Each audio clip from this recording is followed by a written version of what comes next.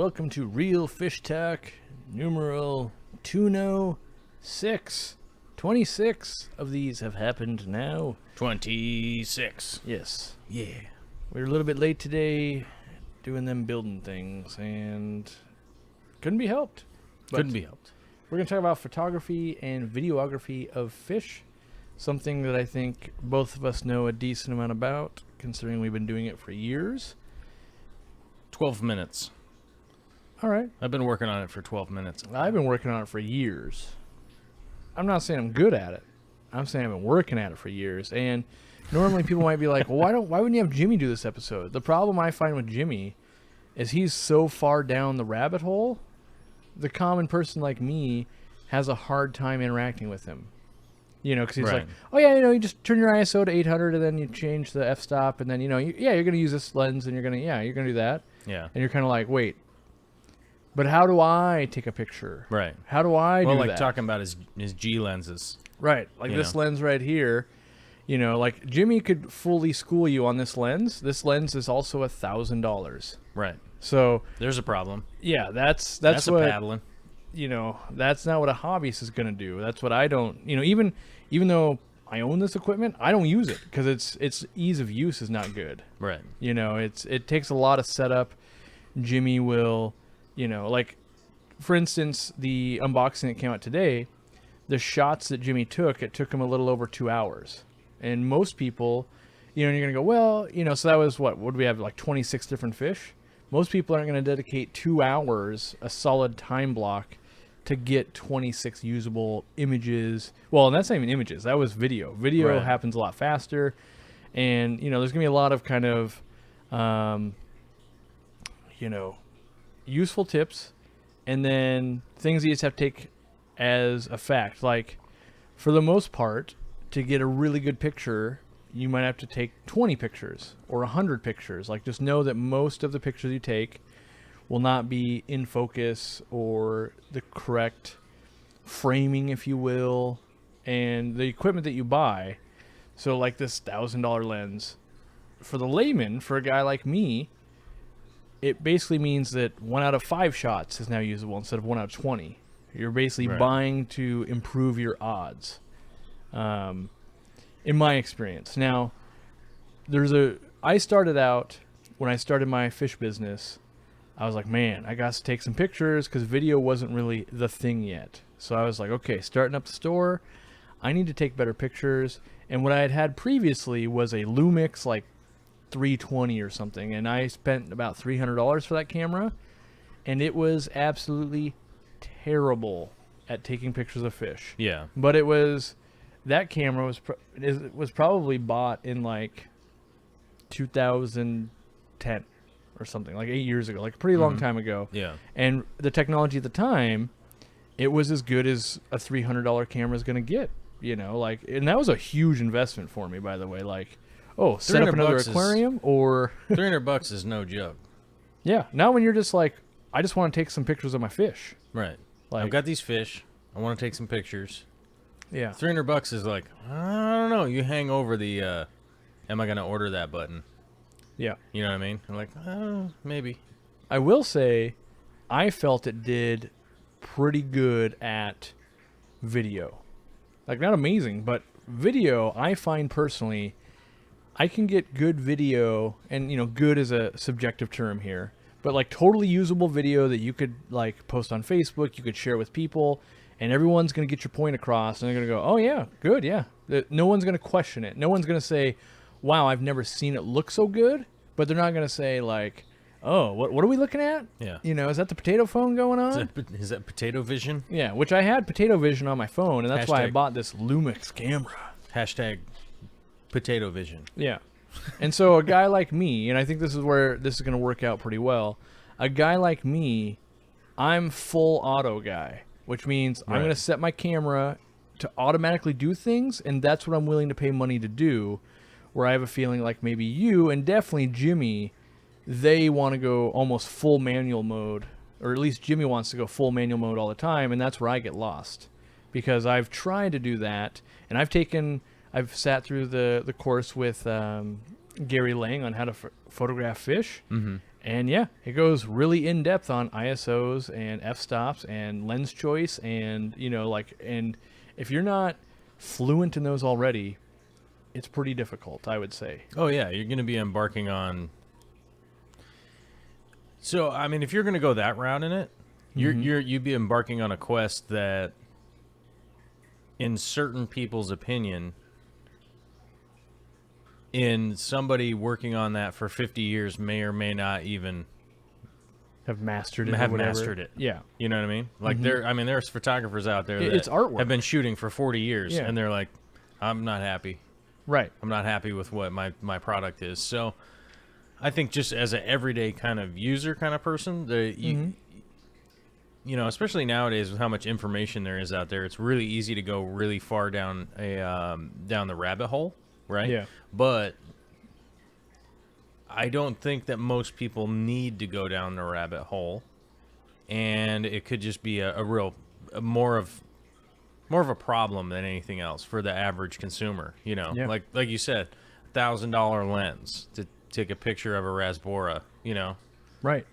Which it took I- a great picture. That's the one. This picture that was on the thumbnail was taken with this $1,000 lens. oh, and it's awesome. Don't It's get me a wrong. great. That Awesome. fish is this big, and it's this big on the screen. It looks amazing. Right. And then we turned it into a cartoon. But Right. Well, there's also, I guess I would say, right at the beginning of the show. Here's the thing. If you are going to go down the photography rabbit hole, and you're, for instance, like, let's say you're going to look at some other YouTubers that are like, I need some advice on some cameras and this and that. Like, so maybe if you watch like Frono's Photography, right? Yep. Which I've been I like- nerding out on yeah, it lately. He has a Yep. great channel, a lot of great information. Has a But lot we- of personality. A lot of personality, Yeah. and very in depth, right? I mean, in depth to a point where you're kind of like, all right, I'm not about to lose my mind. Right. Like, it's in depth enough that he's going through the stuff and everything, and you go, okay. And then they go, well, that's like a $3,000 rig that he's shooting with, right? Now, one of the big issues for that is that in professional photography, if you're shooting on a rig like that, the reason for doing that, okay, the real reason for doing that is, and I don't know if you can see anything in your background, but like down here, right in the corner, right behind you, like this forest, Oh yeah, like this forest print right Yep, here. Exactly. Now, the reason why you would need to shoot with like a $3,000 rig is so that you could blow up a picture that's like this big, right? It's like a 5x7. It looks really good at 5x7. Now we need to blow it up to, 24 Yeah. by 36, right? So that's going to be one of the big things that most people are never going to realize as just a consumer.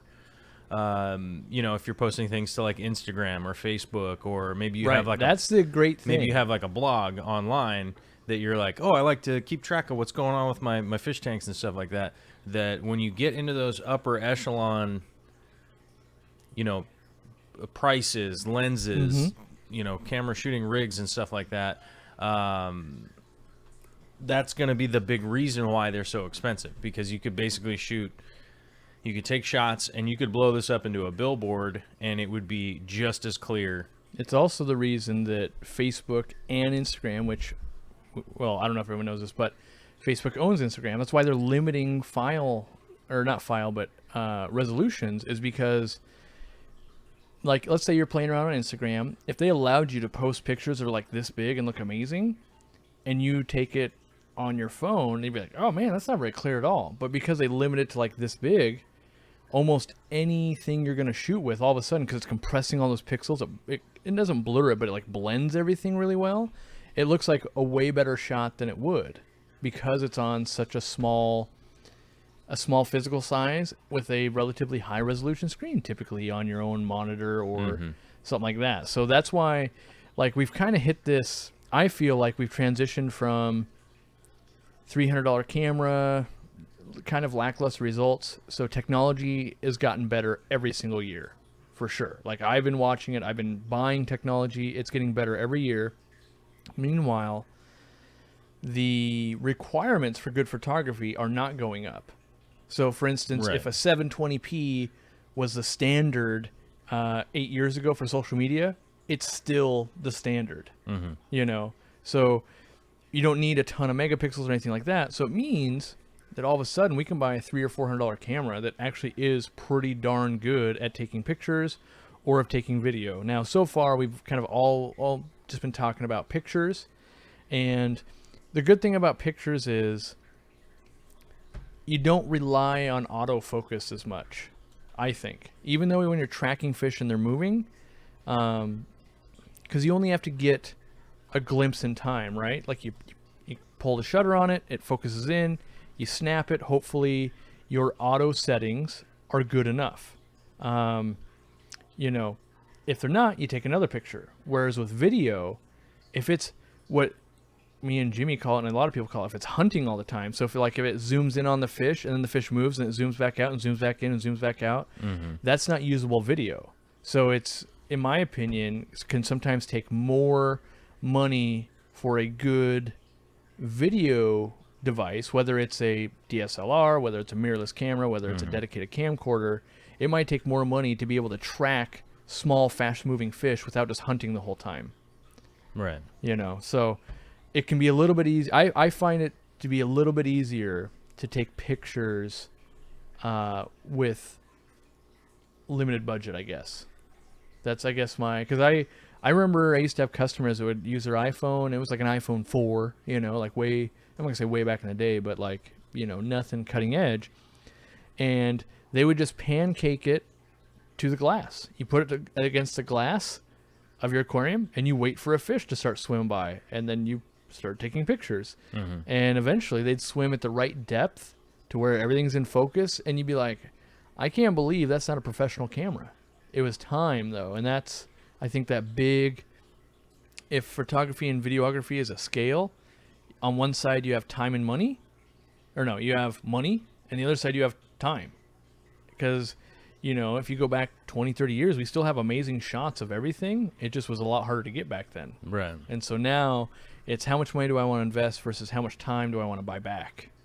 And so that's why I think YouTubers and stuff like that are constantly upgrading cameras and that type of thing. So when I bought I bought that Lumix camera.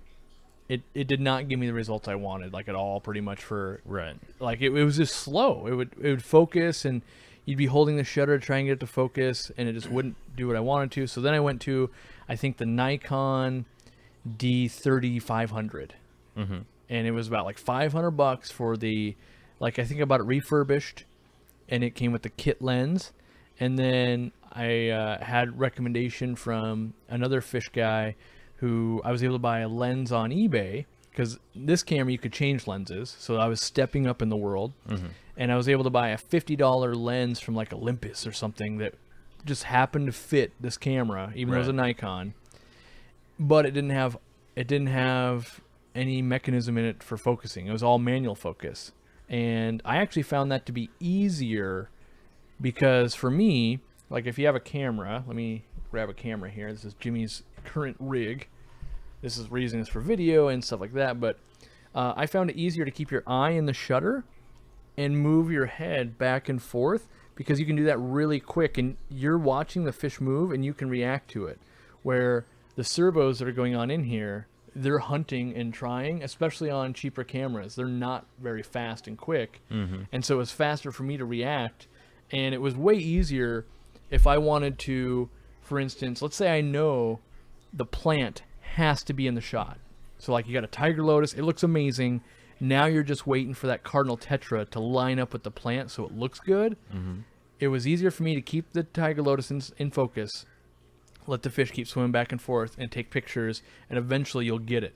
Where if I put it with a lens with autofocus, it'd be focusing on the fish the whole time, and most times the plant is never in focus. So I never got that shot that I was looking for. And, you know, that was still terrible in terms of hundreds of shots. Like, I would shoot for hours, and then even now I think I have like less than 20 shots from that camera where I'm like, I think this is actually a pretty good image. You know, there's always like, oh, that's out of focus, blah blah blah, that type of thing. Because it's just so bad, you threw it all away. Wasn't it was so bad, it's that of things where I was like proud to show people, it was like 20 of them. Like there was a glass cat that had like a real nice kind of rainbowy color through it. It captured some things, and it did well. But you know, now I think like our iPhones and our camera phones, in my opinion, for the money spent. And so, like I had $600 and some into my kit, right? Versus an iPhone. Let's say I'm $700 into it. I feel like my phone is infinitely better because it's always on me and I know how to use it well, and I can install different apps to use that camera. Now, you're going to go, well, the sensors are way smaller and all that type of thing. True, but software can kind of cheat our way through a lot of that stuff, I think. You know, my wife, you know, we upgraded her to a Google Pixel 2, and she's taking pictures of dogs, but what she can get is way better than the Google Pixel 1, and that's only a year difference. And the only thing that changed was her equipment, not really her skill level or anything like that. She just pushes the button. And I think the app has progressed, and, you know, and there's lots of add-ons for phones now. And I find it cumbersome to do what Jimmy does, and that is bust out all the equipment, set the stage as best I can, and then take the pictures. Now, well, yeah, I mean that's going to be the biggest thing that most people run into is that they're not to say that they aren't interested, right? They aren't necessarily interested in doing all that legwork in order to set everything up. You know, it's like set up a tripod, bring in a different light, change this light, move that lens, do this thing, do that thing. And if you're not into that stuff, then that's really like one of those things that, you know, technology comes in and starts to make things a little bit easier in a handheld setting. Well, Vexing Cat here in the chat says, I used to take photos of bees and spiders and plants, but my MS makes my hand shake too much. Now I dislike tripods. Well, that's the good thing. You can get internal or in-body stabilization on a camera nowadays, and you can get that on a lens. So all of a sudden you got two things working for you. And now with the, you know, adding gimbals, which is kind of like a tripod, but you can get like 3 layers of stabilization going, and you could get a gimbal, but I think, you know, if you have MS, you might have problems with a gimbal. I guess in that specific instance, just to jump in and go, I think a monopod would be something right that would be fantastic for somebody with MS, because not only could you use it as kind of a walking stick, you know, like A, you could use it as a walking stick, B, you can just plop it down, and then you have your other hand free to shoot with, and not necessarily dragging around the big thing that's really in the way. JH Aquatics had one at the Aquatic Experience, and I think he had a lot of good time. Jimmy was using one a little bit too. Yeah, it's there's so many ways to stabilize that I felt like, and maybe I'm just completely wrong, but 8 years ago, I guess I felt like I couldn't afford it, or it wasn't super standard feature, and maybe it was just worse technology. Like maybe it was still there. The technology is just worse. And so I guess I know a little bit because I read about it because I find it interesting. But like one of the best cases for not filming video in 4K currently is that you can use all of that sensor, and then the in-body stabilization can basically crop it from that 4K sensor down to 1080, and it gives you a lot more stabilization, whereas like 4K footage tends to be a lot more jumpy because there's nowhere to crop down from it, because typically with the cameras we can afford, you're at 4K, you're maxing out the 4K. It's not like, oh, I've got an 8K sensor, I'm downgrading to 4. It's you've got 4 and you're using all of it to do it. Well, yeah, that's one of the reasons that I want to move up to full frame, because then I can just crop down if I need to or want to or whatever. So let me ask this. That's the digital side of it, though, right? You know what I mean? You got to be thinking about the digital side. Yeah, and it gets down the rabbit hole of, is it, digital stabilization? Is it, optical? Is optical the physical part, like with servos? Yeah. But the question I wanted to ask you is, so I noticed you took a picture of Ladybird the other day with your camera phone. What I want to ask you is, how often... Who did? You did. You posted it to like Patreon or your Instagram or something, right? That was a ghost. Okay, sure. But as the guy that controls your Ghost, Right. how often do you break out? So you're a guy that has equipment. Mm-hmm. You've got a bunch of lenses and, like some cameras. Mm-hmm. How often do you break that out to take pictures of fish versus your phone to take pictures? Not video, like just pictures. We're talking pictures here. Well, see, the easiest way to explain that is what format is it going to end up at? Okay. Like well, if I'm doing something for instance, like that picture of Lady Bird with my phone, we'll Yeah. stay on the same instance. I realistically wasn't going to use that for anything except for a YouTube community post or a Patreon post or a Facebook post. Like, just call it social media. Yep. So I know that, like, that picture is never going to be needed for anything bigger than that. That being said, there are large groups of people out there that would be like, well, you need to take the best picture that you can because it's capturing the moment, and maybe that moment's worth saving forever. Right. Right. So, but that's generally like how I optimize what I'm using is what platform it's going to end up on. So, like if I take a really big shot with my 80D, right? Mm-hmm. Which is what, like a $1,500 camera or something like that, or what's something like that cost? Yeah, like 1,600, somewhere around there. That was what, a couple years ago or something. Yeah. Yeah. Okay. It's a lot of money. Just to put people's frame of like. That's like a work pickup truck. Yeah. Well, yeah. I mean, it's just a. That's like a little beater work truck. Mm-hmm. Instead of that, gun camera. Right. Can't drive it to work. But, oh yeah. So it's like if I took. So let's say I was going to take a social media picture, right? Mm-hmm. And I break out my 80D. Then now I have to convert that on my computer, right? So then I have to go home. Then I have to convert this picture. Yep. Then I have to crop it down. Then I have to process it. Then I have to upload it to Patreon or something like that. So the way I look at it is almost all the cameras that I use is a tool, right? Mm-hmm. So like if I use one of my GoPros, then the GoPro is for a GoPro shot because it's going to take this weird big bubble shot, right? It does that weird fisheye lens style shot, which is really goofy, but it's really only usable for one type of thing. So it's like, for sure. I look at it, all my cameras are like a tool that can be used in the right application. So if I'm talking about social media or whatever, so like I have a Galaxy 7 or whatever. It's not the new one. It's the one from the before. S7. Yep. Yeah. And that's going to take quality pictures for days with no problem for Instagram stuff, for YouTube community or like Facebook or any of that kind of stuff, because it's already going to be processed down, right? So I would never pull out my 80D because instead of just getting the shot, posting it up, letting some people know what's going on, it's going to be 6 hours later by the time I get home, by the time I offload the pictures, then I stare at them for an hour and a half, then I'm clicking, right, and doing all that, and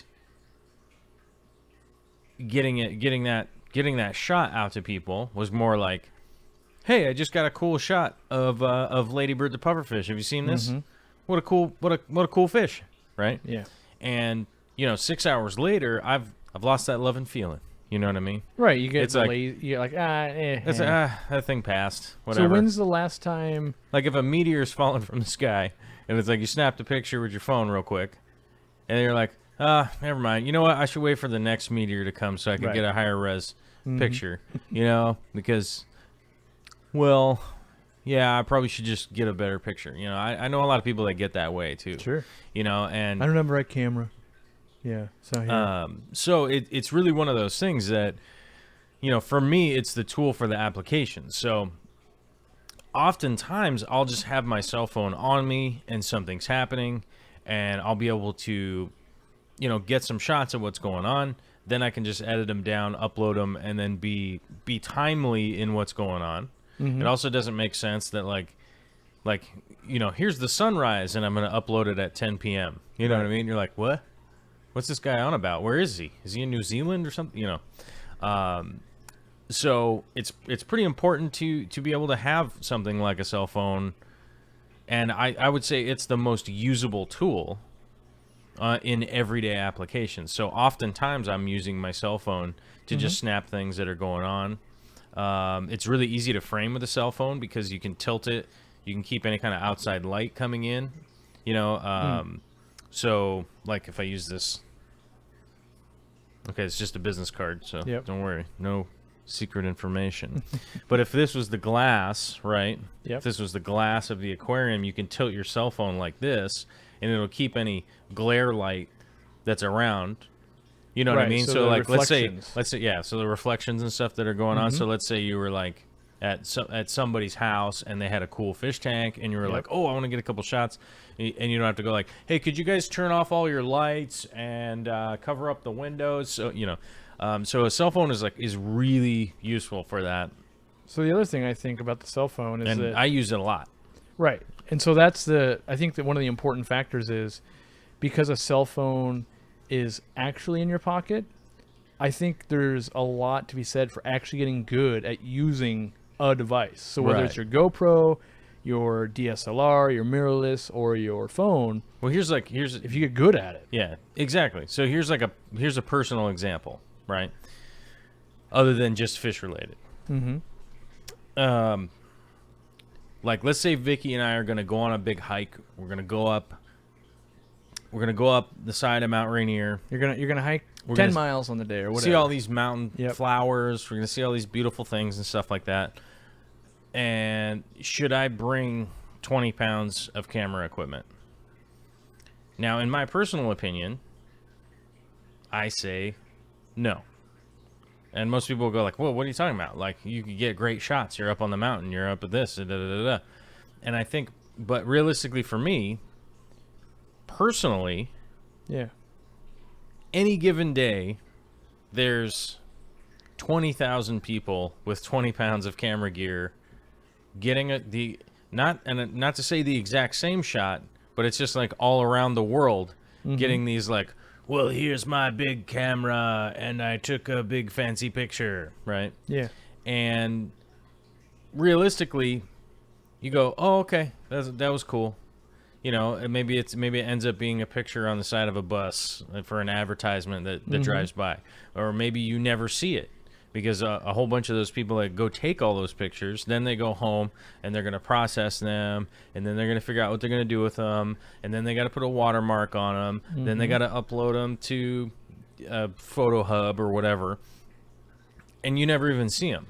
Or if you do see them, you end up seeing it like just this giant big picture that doesn't even tell a story of what you were doing because it's not timely anymore. It's not timely of telling the story of what's going on. So like if Vicky and I go on like a big hike like that, I literally just take my cell phone with me because I know that I'm going to post some pictures on Instagram. Like I'm just going to post those up there, as kind of a keepsake, just let people know what's going on. Hey, take a look. This is this hike where I'm sure you've seen lots and lots of people go take huge giant pictures of them, and I sort of look at it this way, like as somebody from Western Washington, it's like seeing pictures of the Space Needle, right? There's nothing wrong with pictures of the Space Needle. There's a billion of them though. Yeah. Right? Every postcard. Every postcard has a picture of the Space Needle, right? There are tons of famous pictures of the Space Needle being hit by lightning, so those kind of moments are already kind of captured, that kind of stuff. So I find that, carrying a cell phone with me that I would have already, because, maybe there's an emergency situation, maybe I got to make a call, something like that. But I can definitely document for the application later on, right? Is that I'm going to put these up on Instagram, people are going to check them out, then they're going to move on. Yep. But it's also going to tell the story from May 17th, whatever, 2015 or something, and then people go like, oh yeah, May, whatever, you guys were there, cool. And realistically, like with how cell phones are now, as far as those applications go, you're really going to end up with the product that you were looking for, is that, this Instagram image or whatever platform you're using, you're going to end up with the image that's going to really work well there, and it's also going to say like, hey, this is what we did on Tuesday, which is also going to tell the story. So, which I think is the most important part of photography, is being able to kind of document a story of something that's going on, or at least evoke an emotion. Right. So, like some of the tips for the cell phone, and it really goes for all cameras, but I think cell phone is what most people should use. A decent cell phone.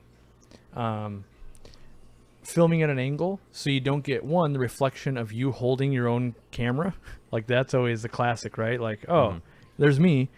So doing it at an angle off center, basically, maybe a 45 or something like that. Making sure you turn off the flash, otherwise you have to pancake. So your phone has to be touching the glass perfectly still or perfectly level. And then some of the flash will go into the fish tank there, but it tends to wash stuff out. And so the other thing, lighting is important. If you can get pull the light to the aquarium, pull it up to the front, that helps a lot of times. And then it's patience and what you can afford. I'm really interested to know, I believe, well, I know this is true, but you can do an entire YouTube channel. I believe you could make a career out of only ever using the latest current phone, whether it's iPhone, Samsung, pick a flavor that's decent. Mm-hmm. And what if every year you just bought the latest phone? And now a lot of people say well, that would cost more than buying a dedicated camera and the lenses. Mm-hmm. True. But I also wonder how many people are already upgrading, So you've got the 7. Mm-hmm. What, how long have you had the 7? Year and a half already. How long do you think you'll have it before you upgrade? Are you a guy when it breaks, I'll get a new one? Or when is it breaks, I'll get a new one. And so are you on a 5-year, before that one, how long have you had that one? I don't know. Long time? Long time? Okay. First time, long time? I buy them flat out. I'm not making payments. Well, I do that as well. I ain't tripping, bro. I think most hey, people... Bro, hold on. We're 35 minutes into the show. Yeah. I ain't tripping. Hashtag, I ain't tripping. I ain't tripping. Apostrophe? No apostrophe? I'm one of those guys that buys a phone and just uses it for a long time. And realistically, one of those things, it's I'm kind of a guy who will just sort of adapt to the technology, right? So whether it be my camera shooting rig, right? If I know that it doesn't take a good shot here from this position that I'm in, I'll take the 10 steps over there, because I have to. Maybe someday I'll have a $60,000 red camera that's just just shoot it out the window, bro. Don't worry, you get everything. Everything's on 16 hard drives in here, all backed up in 16K or whatever. Yeah. Maybe, but I'm the kind of guy who just kind of figures out how this tool works, how to work with it, and how to work within its limitation. You know what I mean? It's I'm not going to try to jackhammer with my cell phone. You know what I mean? It's it's a tool, but that's not the right tool for the application, And one of the things with the S7 is that it takes really bad landscape shots. So you try to shoot a real big sweepy landscape. Yeah. It just doesn't do great. I mean, the depth of field is weird. It looks super flat. It might as well just be That's a what napkin. I like about It might be a napkin That's postcard. what I like about cell phones. What? The super, non-depth of field. So it's all flat and garbagey and looks all terrible? Well, I like it because when you take a picture of an aquarium, you can get all the fish in focus. Right. But that's within 3 feet. I'm talking about landscape. Right. I'm just saying for the same reason I actually like that about a cell phone. For landscaping, well, not landscaping, physically moving earth, but landscape. You're going to put in some photos. rose bushes? Yeah. Taking pictures of those bushes might be bad, but in the fish realm, that small sensor, in my opinion, does lend itself to get everything in focus more so than, something that can really separate that depth of field. Because usually I want to see all the fish, and fish are small things and that type of deal. So, but what I was getting at is I could probably make a case for, let's say, the aquarium enthusiast to just upgrade their phone every 2 years to the latest technology, and you at this point you'll be able to do great photography. And I realize you're going great. I think pretty darn good, honestly. I think you can do pretty darn good stuff off of a relatively current cell phone. And for most people, I think it might be better than them traveling down let me buy an 80D and lenses and learn how to use it. Because in my opinion, that turns you into, oh, I'm into the camera hobby as well. Like if you're just a fish hobbyist, I think your current cell phone with some add-ons and learning how to really use it well serves people pretty darn good. Well, I think it does I think it does like to a degree though. I mean, it just honestly, like I said, it depends on what you're doing with it. Yeah. It depends on what you're doing with the photos and like what's your intention with them, you can definitely get by with a cell phone. You definitely can do some pretty good stuff with a cell phone for sure. But it's like I said, it's more to what's your intention with the final product that is the important contributing factor. I guess I'm assuming most people's final product is Facebook, Instagram, Probably. Because it's probably a different conversation. We can do that, in the second half of the show of like, well, how do you shoot a photo for TFH magazine? Like that's a different set of tips than how do you get like, let's say Flynn's asking like, well, how do I get a fast moving fish? And for me, here's my thought process on a fast moving fish. This is like, I pull my phone out, I literally pull it out and I hold it and I go boom, boom, boom, boom, boom. And then I look, did any of them come out?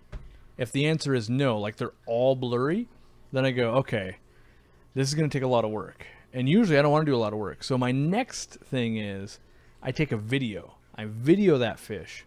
And then let's say for whatever reason you didn't want to upload that, I would then isolate a frame in that video and use that as the picture. Because you can go frame by frame in an editor and go, oh, that one's pretty in focus right there. All right. And so it's almost like you're taking, let's say you're taking, 60 frames per second. If you're shooting in 1080 60 like the iPhone would, that's 60 frames in every second.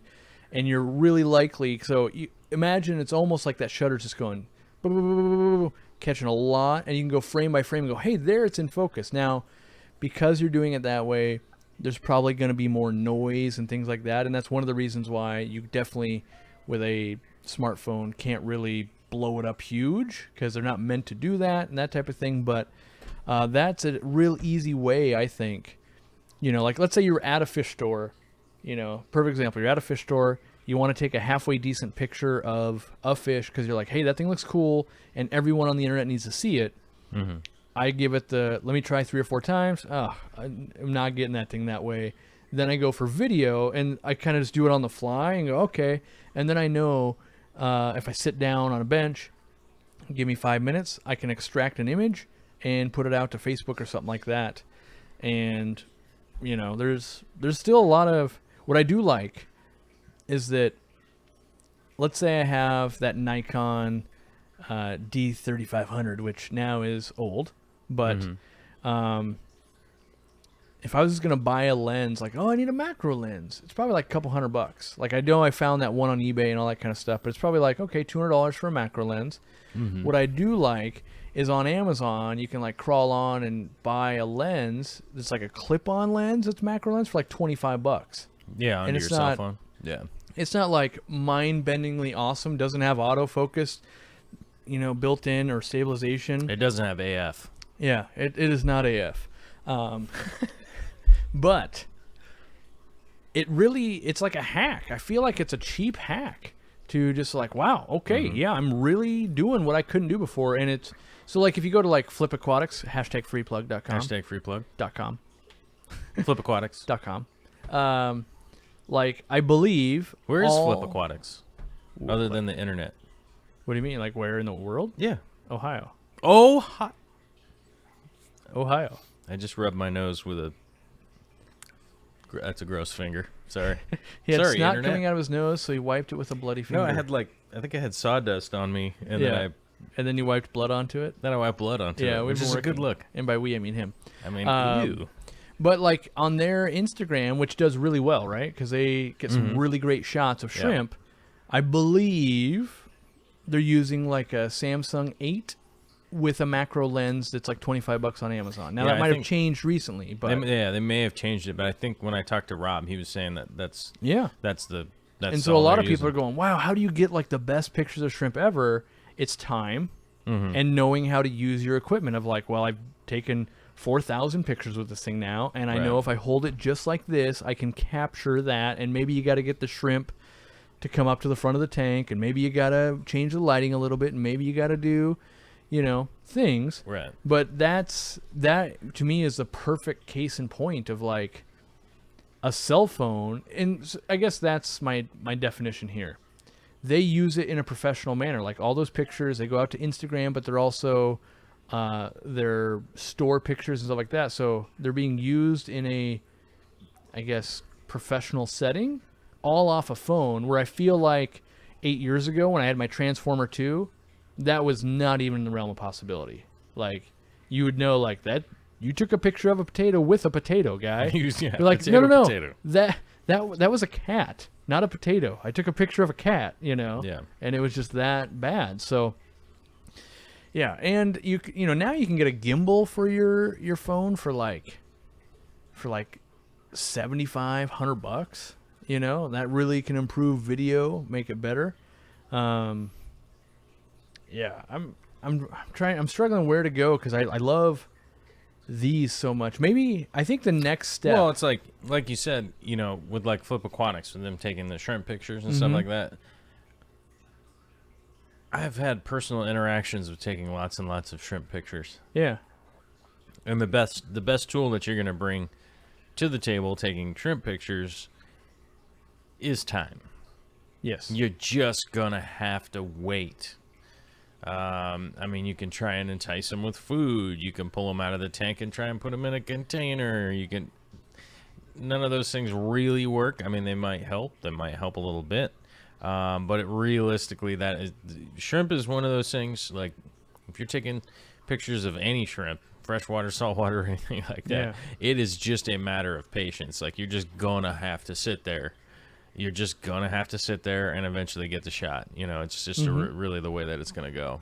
What do you think the next stepping stone is from, like, let's say it's your camera phone? Because I'm taking it for granted that, let's say, 97% of people in the world have a camera phone at this point. I mean, it's I'm sure it's okay. It's actually 92%, whatever that statistic is. A lot, way more than have a dedicated camera type of thing. Let's say 99% of YouTube viewers.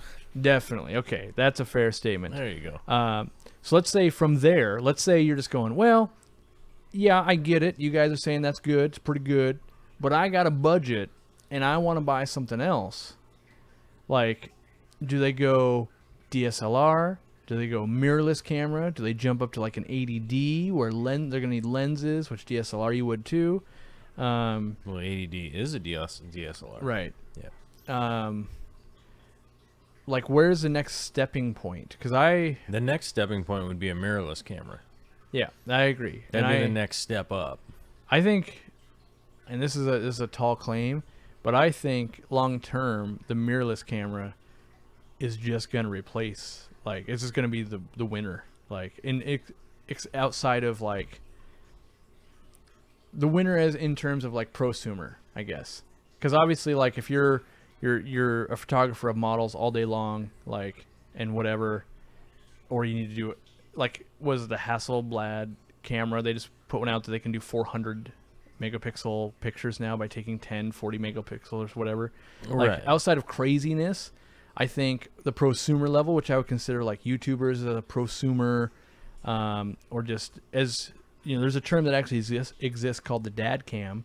Like, I'm a dad and I want to take pictures of my kids playing sports. Like, oh, this would make a perfect dad cam, like better than your cell phone, but not $9,000 either. Mm-hmm.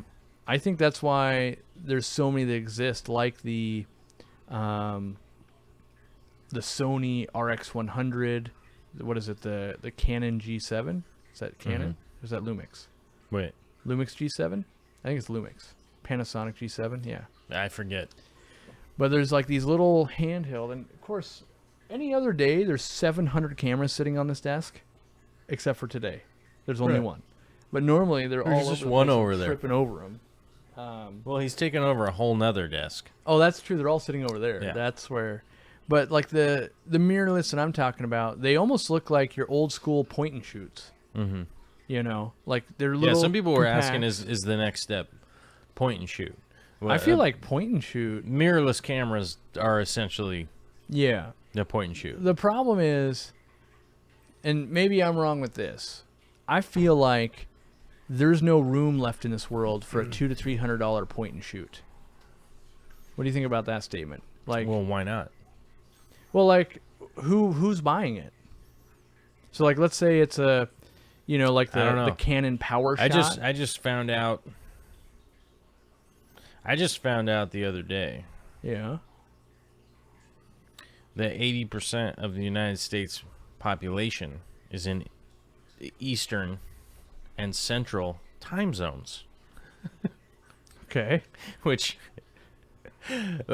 just made me realize like how far out of touch I am. So maybe it's a lot of the people in the Central time zone that would make use of a point and shoot, you know, and I don't know, this is going to sound weird, but like soccer moms, you know, or whoever that's just like, I just need to get some pictures to document things that are going on. So I think that $200, $300 level, that's like, you know, and the reason I say soccer moms, you know, it's a It's you know, it's just ambiguous moms. term of like It's just a it's parent that needs Right. pictures of their kids doing the sports. Yeah, it's like, you know, we got to go to soccer practice, and Yeah.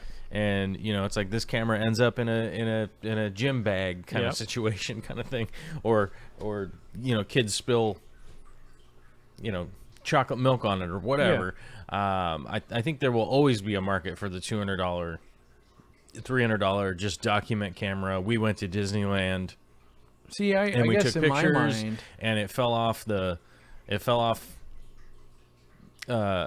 teacup ride at Disneyland, and it got broken, but we got to keep the pictures, and it worked. I feel like that camera just straight up got replaced by I have a cell phone.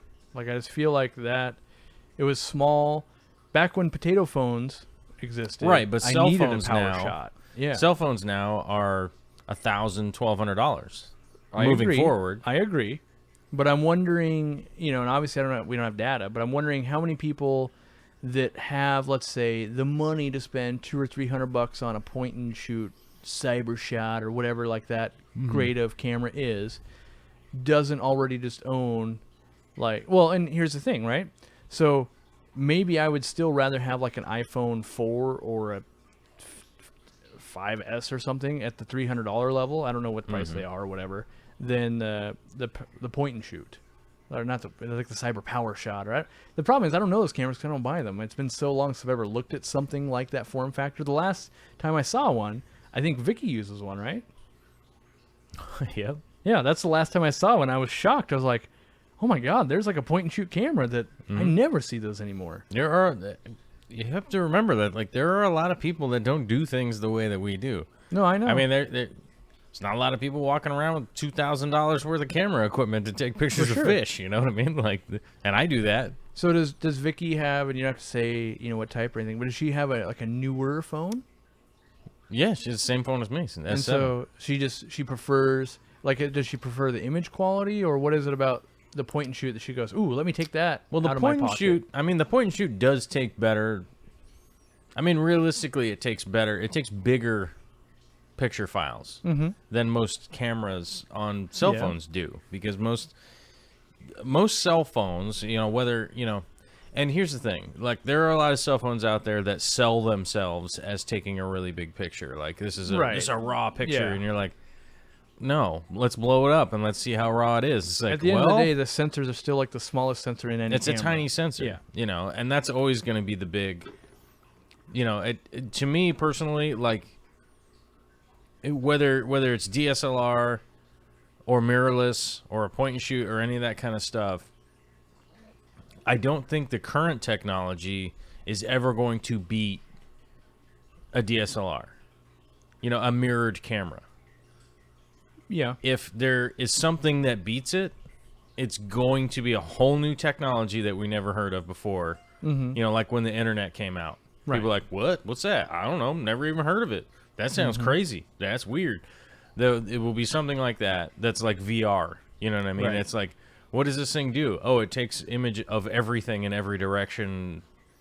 That will be, in my opinion, the thing that will come up, that will pass it.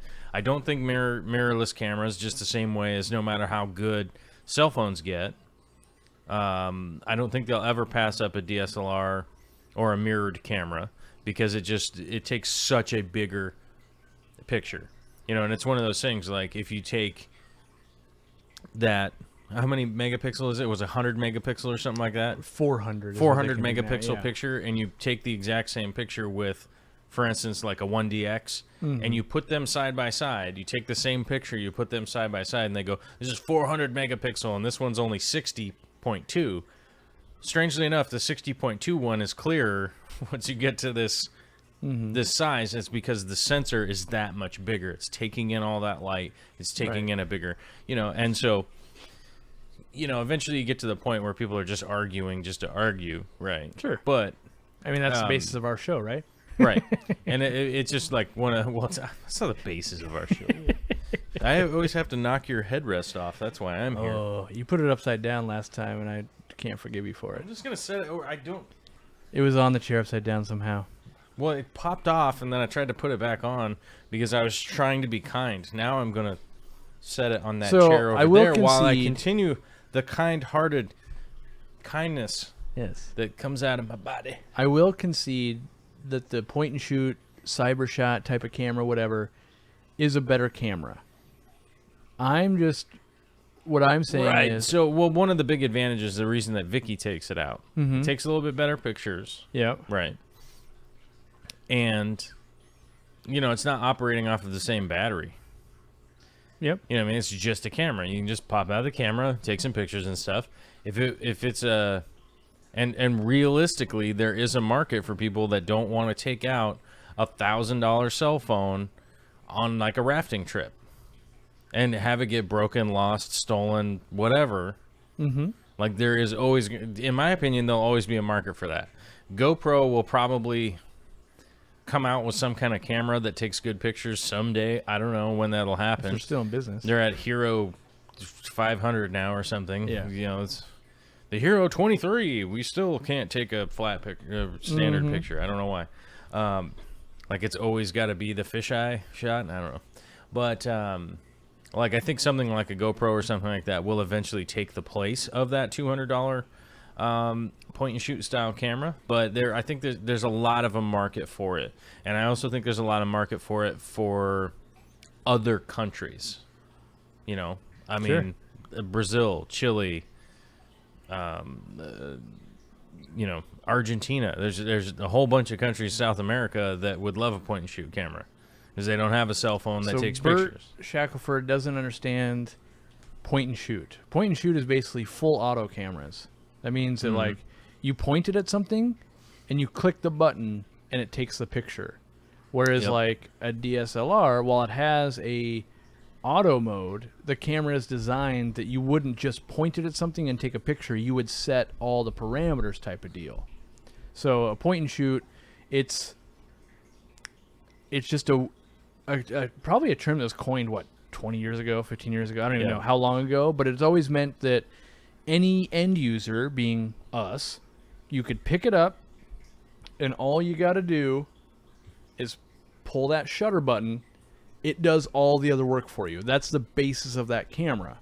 Where like a camera like this, that's why it's got infinite knobs and buttons and settings so that you can be changing that on the fly. So a point and shoot, you rely on the camera to be the brains of the operation, and maybe the higher end camera you go, you're relying on the person to go, oh, I see the sunlight coming down on that daffodil. I want to change the exposure to this. I want to, like on my new camcorder, I can change the amount of polarizing filter that's going to digitally happen and stuff like that. So I can be the brain of it, which for me, I'm not good enough to be the brain.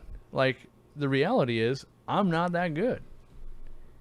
The FX6 is going to filter through for a 2-minute thing. I know, man.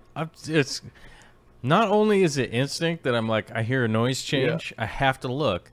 But here's the thing. You know that one time I don't turn around and look? It's like, good douche. I'm going to get hit over the head with a bucket of water. It just so happens I'm already looking at it, so that's how I know. Yeah, you're all like, God, what are you doing, guy? What's happening? Yeah, so the point and shoot is meant that, anyone could pick it up. And that's the other thing, too. You got to learn a camera. So if I pick up Joel's camera, it could be set all wackadoo and buttons are doing different things than they were originally programmed. Mine's custom settings Yeah, and all sorts of stuff I'm not going to say I couldn't do it, but it might be difficult to It'll take you quite a while to figure out how let me take a picture. Yeah. Where the point and shoot is like... Vicky does that with my 80 all the time. Yeah. She'll pick it up like, I'm going to take a picture. And she's like, it doesn't... What is it doing the doing? Is it thing. not on? Yeah. And I'm like, no, it's on. I'm like, oh, you have it set to camera right now and not photo. Okay. Yeah. Hey, but I got to tell you something, bud. Do it. It's 4 o'clock. Ooh, the We're 1 hour 1 mark. hour in. Yes. We got 2 things to get to. First things first. What is the word of the day? Oh, yes. The word of Tuesday, the 16th, is... Ampersand! Oh! ampersand. I'm excited. I didn't know this word. Can I type one of them in here? Hold on. Sure. So if you don't know what it is, if you're kind of like me, I kind of knew what it was, but I had never met another human being that used it so much until I met you. You've said that word more in the last 3 months than I've heard in my entire life. Oh. And the definition by the good calendar here is a character, and it shows the and symbol that is used for the word and. Yep. So yeah, that's what that character is called, ampersand. Now you know. Right. Word of the day is done. There we go. That's our education. Borgnino. That's what I'm talking Borgnino. about. Ernest Borgnine is here. Where'd he go? Probably is. Oh. All right. And then... Second thing? Yes. Second thing second. First things first. Yes. It's time to answer. The super chat. Super chats. And then we'll dig we into... only have 4 today. We'll dig into some video We're and going slow mirrorless. on Tuesday. A little slow. I'm a little slow every day. Central Coast Fish Fan. Love the show. Sump with a Stockman standpipe with irregular flow to sump causing loud bubbling. 2-inch tube T at the end to diffuse flow. Any ideas on diffusing inflow to the sump to reduce the bubble noise? Is the Stockman the same as the Durso? Did what?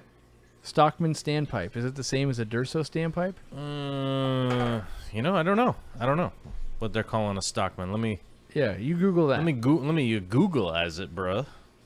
I feel like it's fairly similar. But you figure it out.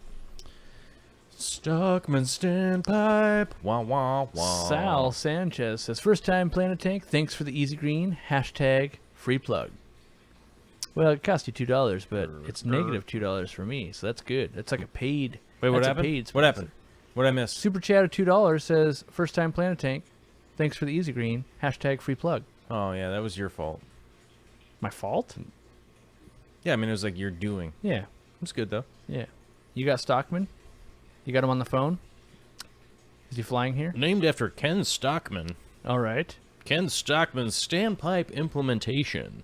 Yeah, it's basically a Durso that's That's what I inside with a bunch of holes drilled in it. Oh, I remember that one. Yeah. Yeah. I know that one. They put a sliding sleeve, and you can do... Yeah, okay, I know it. Yeah, they just Okay. put the bigger sleeve over it and then Yeah. cut a bunch of holes in it. Yep. And no wonder it, doesn't flow properly because you have a bunch of holes drilled in it. Yeah, it might be Wonky. reducing it. For me, I would For straight up me? just replace with a Durso. I would replace the standpipe with just a straight Durso. My guess And is... then what size down pipe See, is that's going the thing. down? He said he's got a 2-inch tube T at the end to diffuse the flow. No good. You don't want a T. Yeah, it's going to hit and bounce. Like, Not good. you want, I mean, want it's a not straight like- pipe. It's not like you're going to die or anything. You know, want you'll be straight fine. pipe, what, like an inch? No, like 2 inches under You the want water a straight surface? pipe, and then you want to reduce the size of the pipe. So if you have a 2-inch Durso, Yep. you may need to reduce it all the way down to 1, but I would start with 1.5, reduce it down, right? So like it'd be like two inches all the way down here towards the sump, and then right at the sump point, you would want to reduce it down to either 1.5, maybe 1 inch, and that will help mitigate the flow. It'll stop too much air from going down and causing a loud ruckus. Plus your little air hole at the top, way easier to gauge that once you have it properly set. You know, with it reduced down. Now some people go, "Oh, I don't understand. Like, just tell me which one to put on there." And it's like, I don't know which one to put on there because I don't know what size return pump you're using from the sump back up into the tank. It takes fine tuning. Yeah, you might have like a tiny little pump that's just pumping a little bit of water up, right? And then I wouldn't know. If it's crazy small, then anything's going to work. Like if it's a dribble. But yes. Yeah, you're right. But I would say... Or you could have a giant pump on there. Which is more the case, because more is better, so people buy way too big of stuff, typically. I would probably say get a DC pump, because then you can... Yeah. I would probably go... If it wasn't crazy hard, I'd retrofit with Durso, which is basically... It's like a T with a down... I'm running it on that 800 gallon, so it's a T with a downward part. The water comes up and downward over. 90. Downward 90, yep. The water kind of raises up in that elbow and trickles over. And then if it sucks air, there you've got a hole at the top and lets it in the correct amount. And by adjusting that hole is how much gurgling or not gurgling you're going to get. And you definitely don't want a toilet flushing sound where like... No. And then like it's quiet. And then a minute later... Like that's it cycling, and you don't want that. You want it to always be like, oh, it's fairly quiet, and it's always that level all the time. Yeah, it's always just this kind of consistent little bit of noise. The other way, it's not silent. It's not silent. Mine aren't silent. I don't run them silent. But the only way you can get them silent is like a Herbie drain system, or run like a big enough pipe that the water you're pumping will never close the tube. Which doesn't make a lot of sense because most times you're like, well, I already have this aquarium. It already has a 1-inch bulkhead, so I got to work around that. So then it means you could downsize your pump or get that DC pump, and you could go, oh, let me dial that down 2 clicks. Yeah, let me It's dial not allowed anymore. All right, then. And then maybe you go, all right, 400 gallons is good. I was at 600 gallons or 550, but 400 is silent, and the reality is, for most people's systems, 400 and 600 gallons per hour, all the same. It's going to be the same. Yeah. Yeah. So cumulatively, by the end of the day, you do the same thing. But I must admit, I don't have any personal experience with a Stockton drain. I know about it, like I've seen it, but I haven't used I've used one. them on like aquaponic systems. That's typically what I would do with the aquaponic system, which I don't even care if it's noisy. Right, like it's outside. Like a stupid greenhouse. Like, oh, hey man, your greenhouse is making a little bit of noise. Like, oh, yeah, okay, good times, bro. Go back to bed, neighbor guy.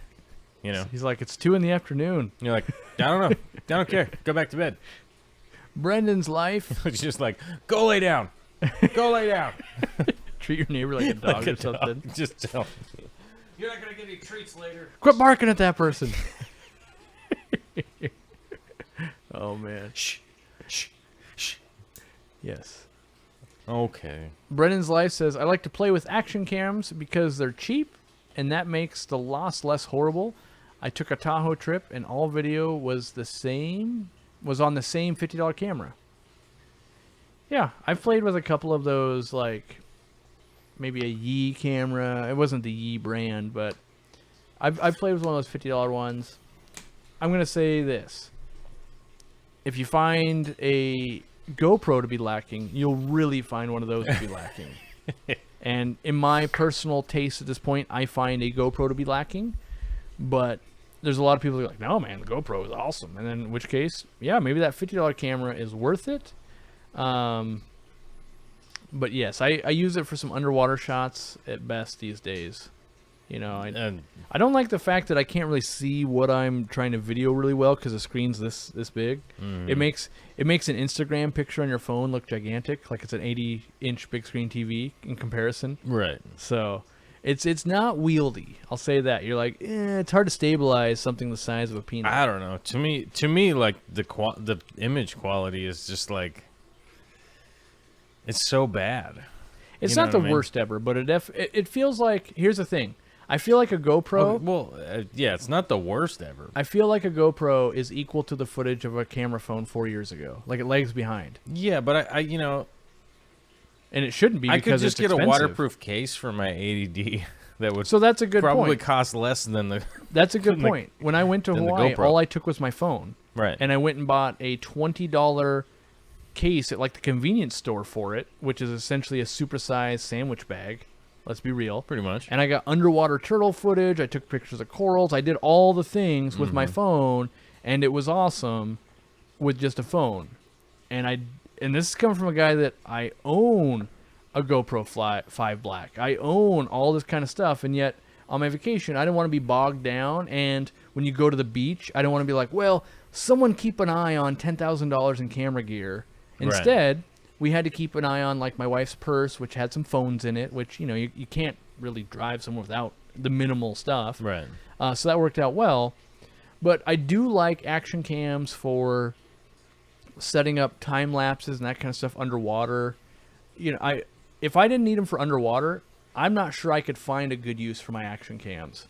I probably would have never bought one. I was actually a little disappointed when I bought mine because it was like $550, and now there's a lot of other camera stuff I would buy with $550 instead of a GoPro again, for sure.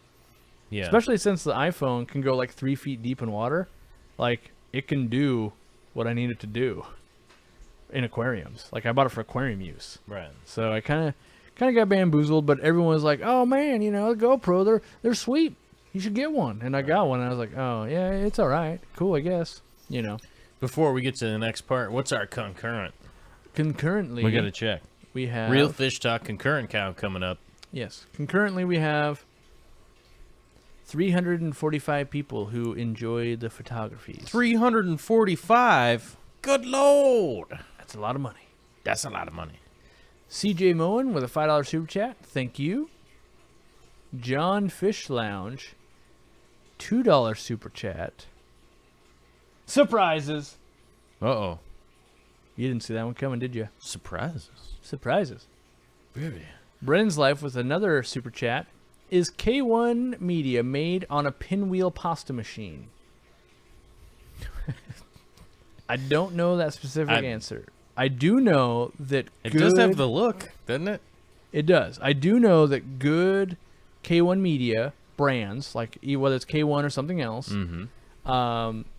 it needs to be actually very precisely made because it has to maintain neutral buoyancy once bacteria grow on it. Yeah. And so if your cuts and that kind of stuff are a little bit sloppy and it's not uniform every time, it's really a product that isn't going to work. So, you know. Yeah. A GoPro can take a fall out of the sky attached to a drone. All I can say is I'm the clumsiest guy with my iPhone. Ask Jimmy. He can pretty much vouch my iPhone does that too. Not intentionally, but I managed to put this thing in the worst positions ever. Like, oh, my last Samsung, like I didn't crack it. I didn't crack it knock on forever. wood. Yeah. This thing's taken some tumbles, you know, but the GoPro I'm sure could too. But then when I did crack it, it was like the most minor crack. It went up like the side. Yeah.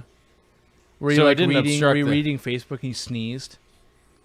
And just took it right out? Different bodily function. Oh, okay. Yeah, I was farting. Yeah. No. Yeah. Yeah. The concussion wave took it out. Yeah. I was like, but no, but it like cracked like right up the side. So it didn't mess with the viewing at all. But every once in a while, like I would slide my thumb up, and it would like slash my thumb open. Like it was just like had this perfect little, like I mean not like a crazy like a paper cut. It would be like a paper cut or something. I was like, ah! I'm not carrying anything around that's known to paper cut me on the regular. You just adult it. It's all right.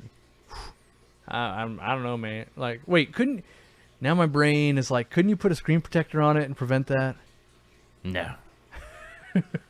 No. All right. Living dangerous over there. Yeah.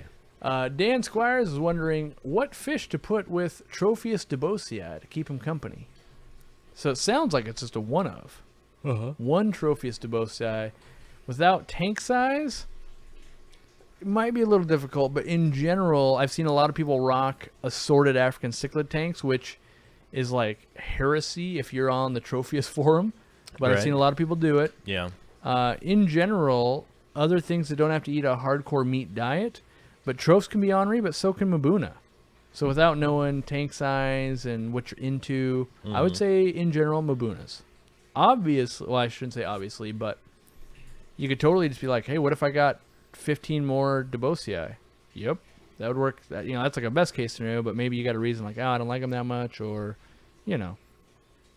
So, is it normal to feed pinkies to puffers? No. I would say that's from people that want like YouTube views. YouTube shock views. Yeah. So I'm pretty much against that. Yeah. If I were me, which I am, I'd stop watching those videos. Yeah, I don't really like to watch that kind of stuff. Where was I? I got rid of a channel. It's possible that you could report it. There was a channel lately, I can't remember the name, but they were feeding like the video is something of like... You could report that because that's not a natural feeding. Right. You know what I mean? Like if you feed if somebody did a video where they're feeding a mouse to feeding a mouse to a snake, right? Mm-hmm. Like it's got to eat that. That's what they do. Yeah. You actually would be feeding the snake. So I don't know. I would report that, and it is kind of silly. Like I myself wouldn't go out of the way to report it, but I definitely unsubscribed from the channel. I can't remember. I was like, oh, what's this channel about? Oh, I'll subscribe. And then like the next video that hit me was like, can my blobbity blah eat this rat? And I was like, what? No. I'm saying, I don't know. I mean, I guess I can see where you're saying you wouldn't go out of your way to report it, but I would. I'm just being honest. Like I'd probably be like, no, I know I'm that you not probably gonna would. watch it. Yeah. Whereas you probably would. I'm not criticizing you. No, I know. I'm just saying that, like, yeah, maybe you wouldn't, but I think it would be worth it because what's the next feeding? I don't know. Yeah.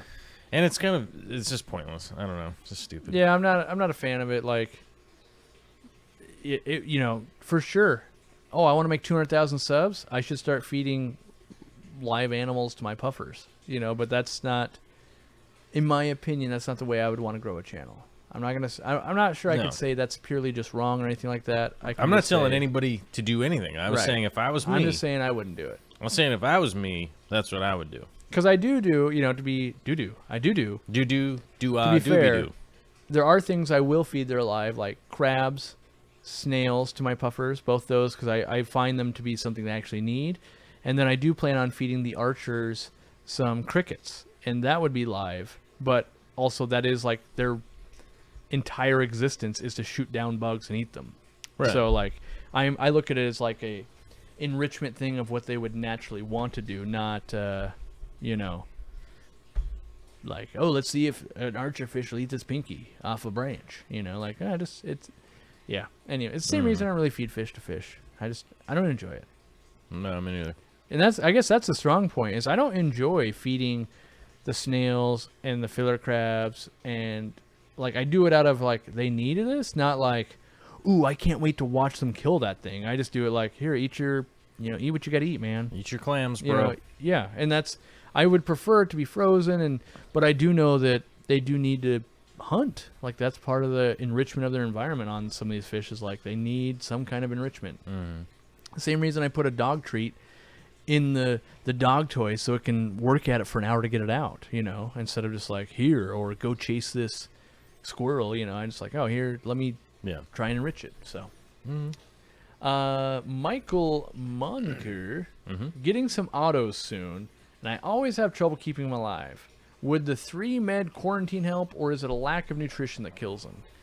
In my opinion, and I know you have a different opinion, in my opinion, the biggest thing plaguing autocinclists is lack of nutrition from the time they're caught to the time they finally make it into someone's home. Like, they basically are not fed for 2 to 3 weeks. Now, I believe from listening, I don't know, last week, and I'm not sure this is right or wrong because I haven't looked into it, but whatever they were putting into the water to collect them blows out their kidneys, you were saying, right? More or less, yeah. Yeah. So I don't know if it their kidneys are being blown out, or is it like the damage to their kidneys and then starving them for 3 weeks is the kiss of death? It's the combination of the two. So I always focus on feeding. You look at it this way, they're not eating because they're not doing well. You know what I mean? Same thing as when you're not feeling well. It's like, I'm not going to eat. Maybe. Well, I mean, obviously, I'm giving emotions, right? But like at the wholesaler, to the fish. They fast them before shipping, and then typically when I look at a wholesaler, when I go buy fish, they've got 8 billion autocinclists in a 40 breeder that the light is like the next aisle over, so there's not growing any algae. And then let's say they got to sit there for a week to 10 days, and then they land in a store, and a guy like me puts 50 into a tank. I think it's 25 actually, but we actually choose the most algae. But a lot of stores, like let's say, a chain store without naming one, don't want to hashtag free plug them. They might put autocinclists into the same tank every time because that's where the tag is. So by batch number 2, there's no food left, and so I know it's a struggle for me to get things to eat. And it could be that, yes, at that point when they land at my store, they're not eating because their kidneys are blown out. Like, maybe that's the difference. Well, I mean, that's a big part of it. It doesn't matter if it's a combination of both. Mm-hmm. I mean, I know that they throw stuff in the water to collect them easier. Right. Have I put them have I gathered 100,000 of them from the guys shipping them, cut them open, put them under a microscope to really know what's going on? Not yet. So, the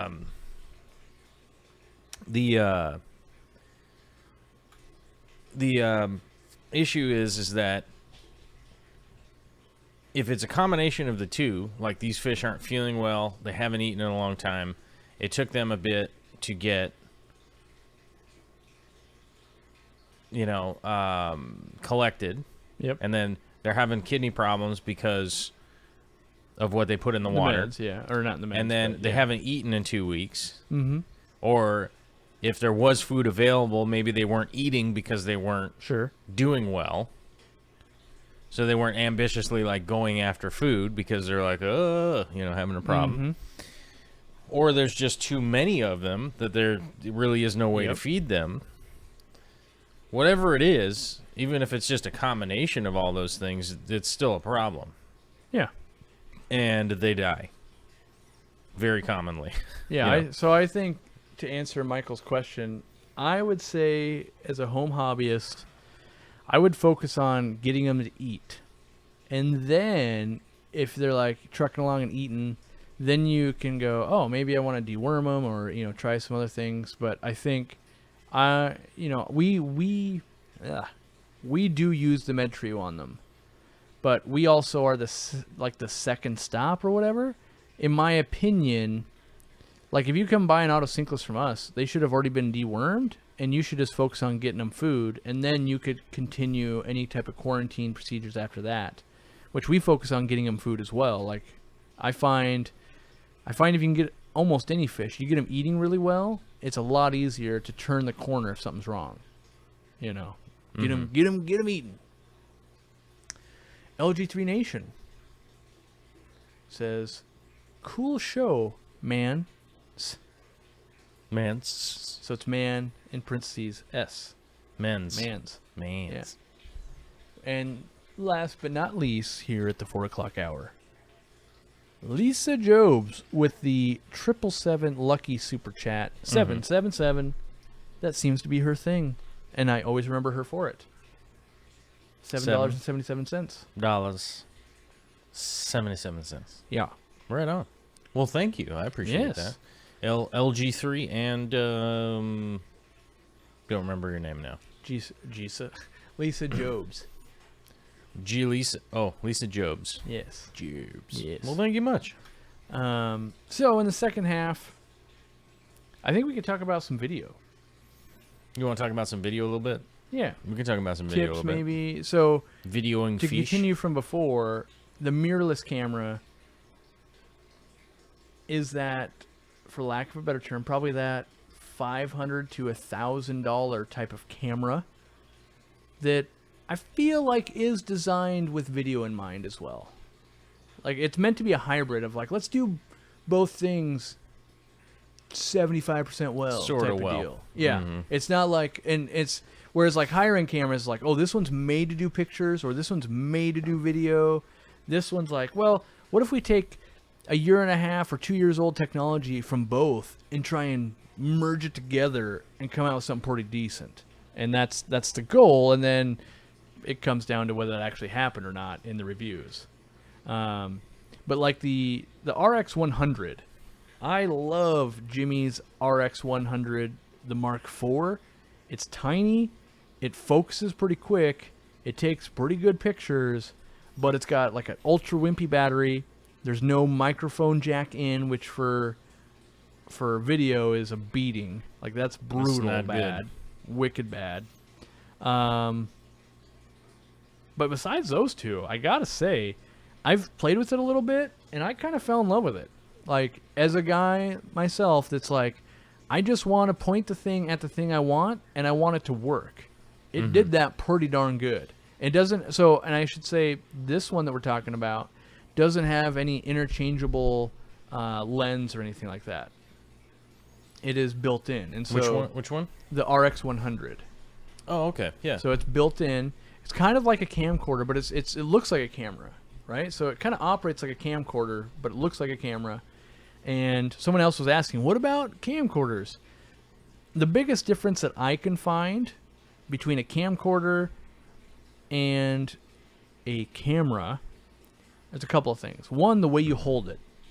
Either A, it's got like a strap and you can hold it in one hand and it's almost like a horizontal camera, or B, you've got the normal camera where it's like a two-handed thing, or at least a wide body, looks like a camera. Mm-hmm. So I like the one-handedness of camcorder. And the other thing is, most camcorders that anyone like us can afford have a fixed lens, meaning you can't replace them, you can't change them out. On high-end camcorders, yes, you can definitely spend infinite money on lenses and that kind of stuff, but they're not even really camcorders at that point. They're video cameras, you know, like it's almost like a weird thing. But the big difference I've noticed is that with a camcorder, and it gets into nerdy stuff, but like the focal length, that when Joel was talking about the flatness of the picture, how it's like, well, it didn't give any depth to it because of the lens and the way it works and the small sensors again, just like, so camcorders in general have smaller sensors than other like photography cameras or, you know, DSLRs, that type of thing. Mm-hmm. Because that smaller sensor, the technical reason that I could research was it lets less light into the camera, or it captures less light, and so it has a hard time, you know, telling, like right now it's pretty flat. You know that I'm sitting behind this microphone, but you can't really tell right now, is it 2 inches? Is it 3 inches? Is it 4 inches? Whereas if you had lots of depth of field, it would start blurring stuff out, and it would make it seem like, whoa, Corey's way behind that microphone. And the camcorder does the opposite of that. Because it's got that small sensor and it can't let a lot of light in, it looks like, you know, that the microphone's right next to me. Now, when I'm shooting a group of neon tetras, I like that because all these fish that are like within 6 inches of each other, they tend to all be in focus.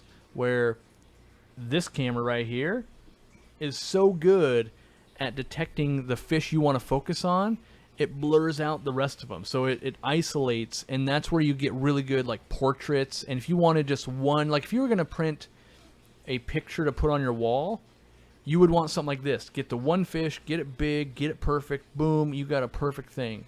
But when it comes to video and what I'm trying to do, like an unboxing, I want you guys to see, like, look at 30 or 40 neon tetras, not just the one we were able to zoom in on. So the video or the camcorder was really good at that.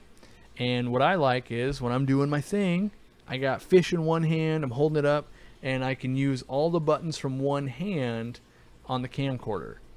So that's why I'm a camcorder guy, which, like, it enrages Jimmy. I don't know if it enrages you, not enrages you, but like, I find that a lot of people, they're either a camcorder person or they are like, I need all of my things to be this way. Like, I think your camcorder nonsense, I don't know that it enrages me, but it's I tried really hard to get away from a camcorder, and no matter what me and Jimmy did and tried, we could not replicate the result of what we wanted, and that was that. I don't know, real man. shallow. You just don't want it. I don't know why. Yeah, I'm just saying. I mean, I don't know why. It's your eyes are weird. Well, I know why, because the public, they show me what they like, you know, by watching it and stuff. So, like, I like it too. I'm just saying that, like, that's the reason is people go, oh yeah, I really like everything's in focus, you know. Whereas like a photographer, no, they want like, oh, that one thing is really in focus.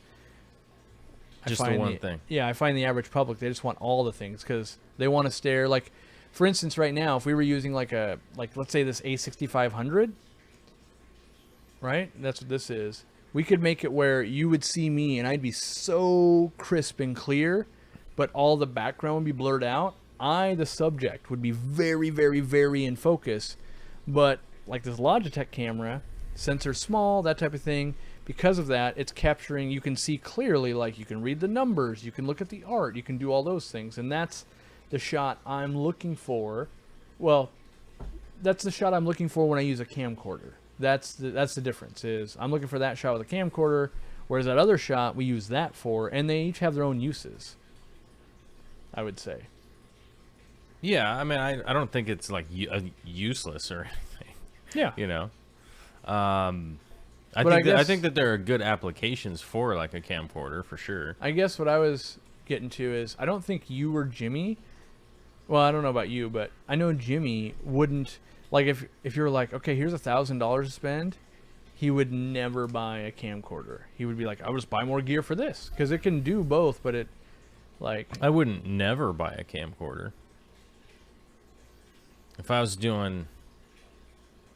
Oh, and it's funny that he's in the chat right now. Who's and that? I mentioned him earlier, JH Aquatics, because we watched his little... We watched the Fish Fam News. Mm-hmm. Or is that what he calls it? Fish Fam News? Fish Fam News, yeah. Okay. If I was doing the news, Mm-hmm. then that's a perfect time for that application. Yeah. More often than not, though, like if I'm doing a frame shot or I'm shooting something, like... everything being in focus, so more of a technical portion of like filming things, right? Mm-hmm.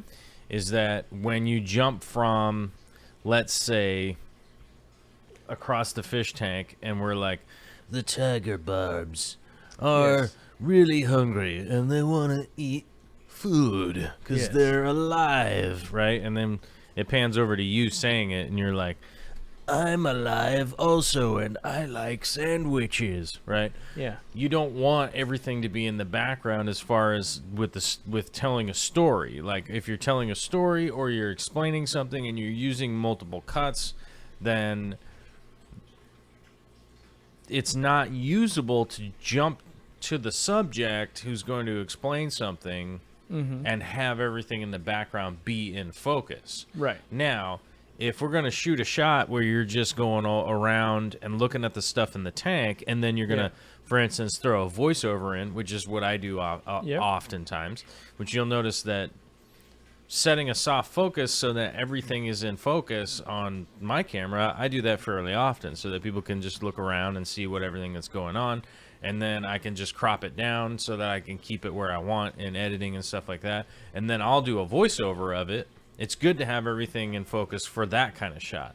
So it's a matter of like, I guess if I put air quotes around it, it's like the artistry of, the composition of something that you're piecing together. Like, and this is one of those things that I just keep trying to hammer home, is that like each tool is good for an application. Yeah. Right. And I will tell everyone out there that there realistically is no tool that's going to do everything perfectly. Oh, for sure. For instance, one of the reasons that I want to move up from the 80D to the 6D Mark II, that's the next camera that I'm saving every penny for right now. Except sometimes I have to buy like copper connectors and things like that, It's a callback to this morning, but you don't remember. You were asleep or awake or sleepwalking, awake. Probably sleeping. I don't couldn't know. sleep at all last night. I couldn't sleep last night either. It was horrible. I definitely saw the clock at 3:40 like going, we got to work in the morning. Mercury's in retrograde or something. I don't know. I think Vicky was kicking me or something. I kept waking up like, what is happening? And then somebody, that's what it was. Somebody was messaging me at like 3 in the morning or something. So I figure I'm going to start messaging them at like 8 a.m. No, if they're messaging you at 3 a.m., you got to hit them at like 2 in the afternoon. I'm trying to sleep, guy. It's 2 in the afternoon. No, that's what I was saying, 8 a.m. Because if they go to bed at like 4 there you go. or 5, yeah, because they're staying up all night playing games or something. Mm-hmm. Anyhow, back to what I was talking about.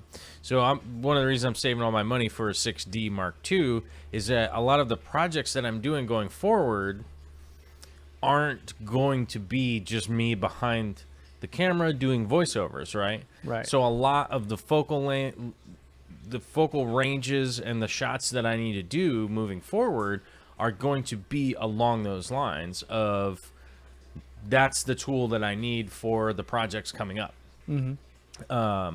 Now, if I was going to continue doing from, shooting from behind and doing the, like kind of the voiceover from, let's look into my tank behind the camera, like your camcorder is like a perfect tool for that, which is it's a good tool for what you're using it for. Mm-hmm. So it doesn't make me cringe or anything like that. It's like, if that's what you're looking to do, then there you go. That's the thing that you want. Right. So, and you have Jimmy on all of his equipment to do all the other shots, so it makes sense. Now, if you're somebody like me who doesn't have a cameraman, and I'm reliant on myself, see, I'm planning on using my 80D to get a lot of the wide shots and things where it might fall off of the roof or whatever, and then do some of the bigger, closer range stuff with the full frame that I can crop down. That's the reason for moving up to getting that other tool, because I tried doing a GoPro, I tried using a point and shoot, I tried like for instance I use a Canon SX530 or something like that, which is a fixed lens camera. So in that mirrorless realm, I also tried in the mirrorless realm. I also tried an M2, which is a fine little camera. It just is not doing what I need it to do. And I really need to move up processor-wise so that I can shoot bigger frame stuff instead of smaller frame stuff. Like, I need to shoot bigger frame stuff. That's a lot of the projects that are coming up. So that's why I'm saving all my money for that. But so that's a little bit of a backstory, and hopefully answered your question of, like, did I feel like stabbing myself when I saw your super expensive camcorder? It's like, I mean, maybe a part of me, but then it's like, well, what are you using that for? It's like, oh, well, all right. I mean, it would only freak me out if you were like, I'm using it as a tire stop so my car don't roll down the driveway. I'd be like, I mean, I thought Fluval was tripping, but apparently Corey's tripping. Aquarium co-op tripping. Yeah, the co-op's tripping. That one doesn't roll off the tongue very well. The co-op tripping. Co-op tripping. Yeah. Fish Razor with the $20 super chat. $20 super chat? Yeah, it's the orange one. It's bright orange. Yeah. I'm freaking out. I'm freaking out!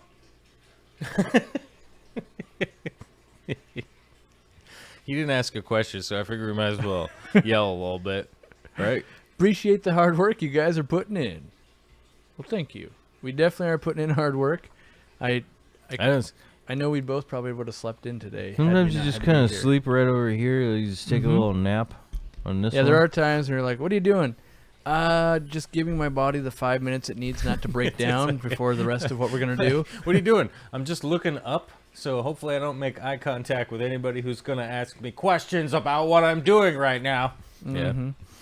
Yeah, our brains are. But dude, you're laying on the ground. I don't know. You're covered in drywall dust. Am I? Yeah. I got most of my sanding done, which I'm not too much more to go. Yeah. I'm excited. Hopefully Jimmy gets back here with the parts. Yeah.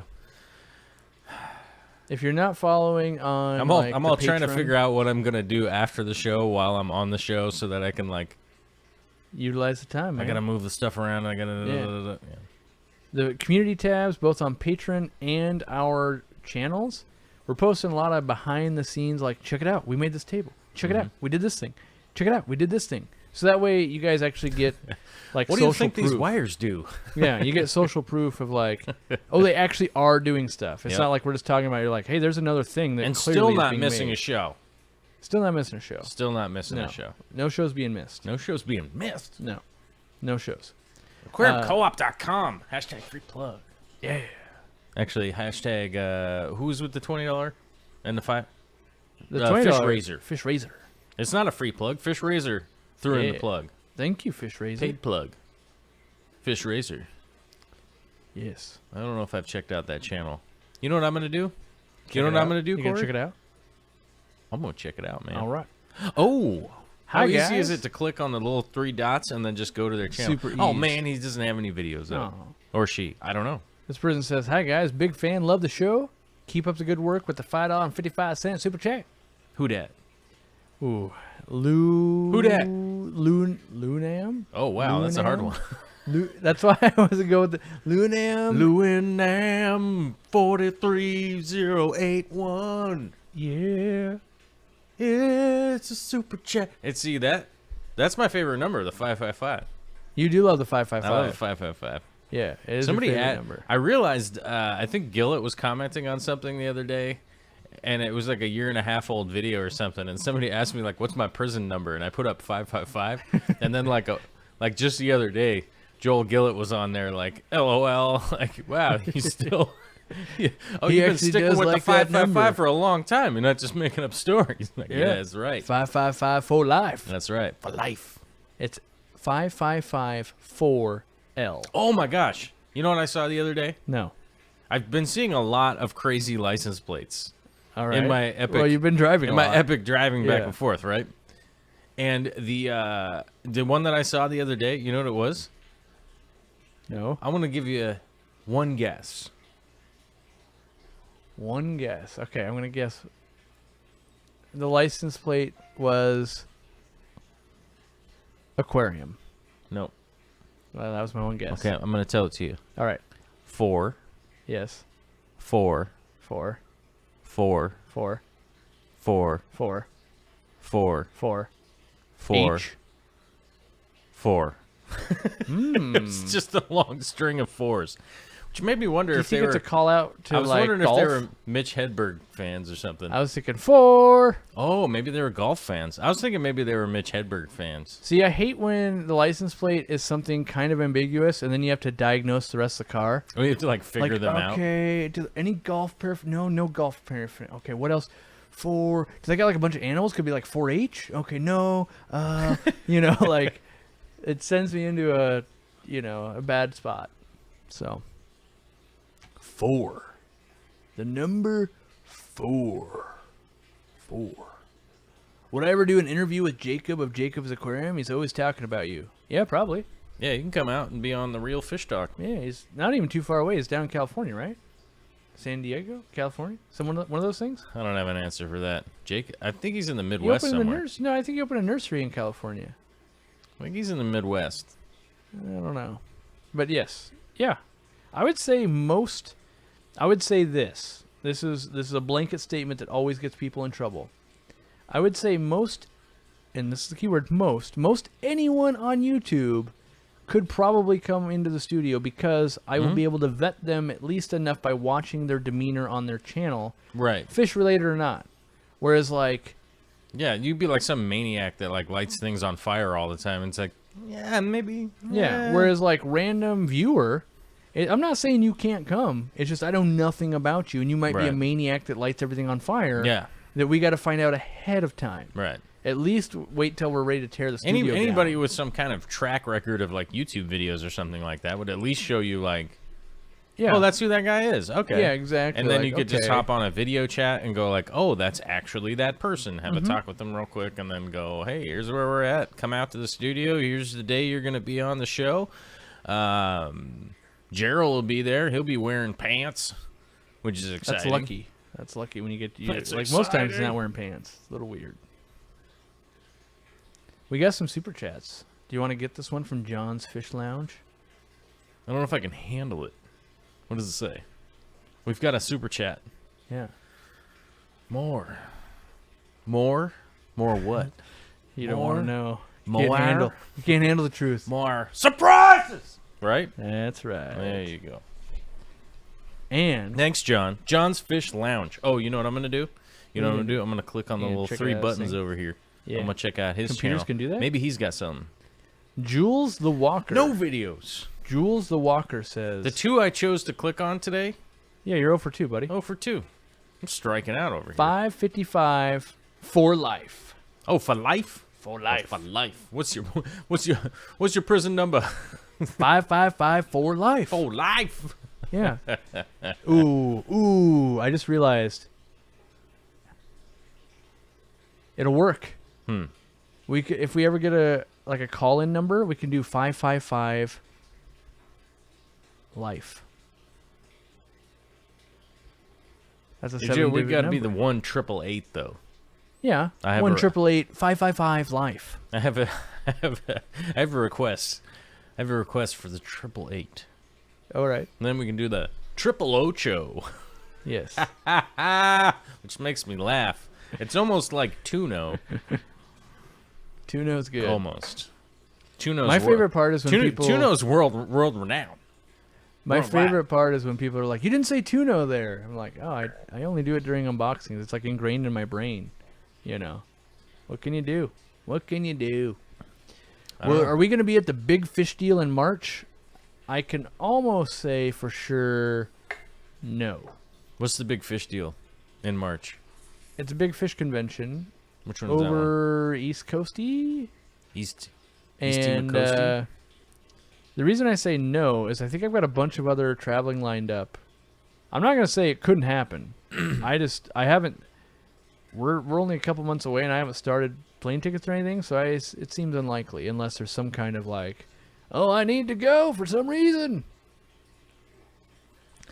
LG3 Ooh. Nation with the 5554L, He's got 4 videos. and I have videos for you, Joel. Well, there you go. 3 videos. Are they aquarium related, or are they like him in costumes? They're aquarium related. Aquarium related? They're aquarium. Uh-oh. What happened? I got the scariest message ever. My wife says, I'm at Costco. They have the nice plastic containers again. I don't know what that means, but I'm sure that means we're broke. She tripping, bro. I'm going to... Uh-oh, she sent me a picture. Oh, God. No. Oh God. This is all I got sent. That is a lot of plastic containers. All I know is we don't need those. What is happening there? That is Costco with plastic containers. I don't think we need any, and apparently they're like $14 each. We definitely don't need any. Oh, good luck, bro. I'm just Coolie scared Loach. that she's even at Costco. Coolie Loach. Yeah. Feeding time. Coolie Loach feeding time? That's one of the videos that I was trying to tell you. Oh. I was trying to tell you, and then I started tripping over my own tongue. Yeah. Yeah. What are the Coolie Loaches feeding on? Is it like an aardvark? Live No clue. aardvark feeding? I have no clue. Where we're I feeding haven't the watched aardvark? it yet. Oh, later then. I'm saving it for later. Later then. Yes. All right. We got like 12 minutes left. Here's what I'm going to wrap this up with.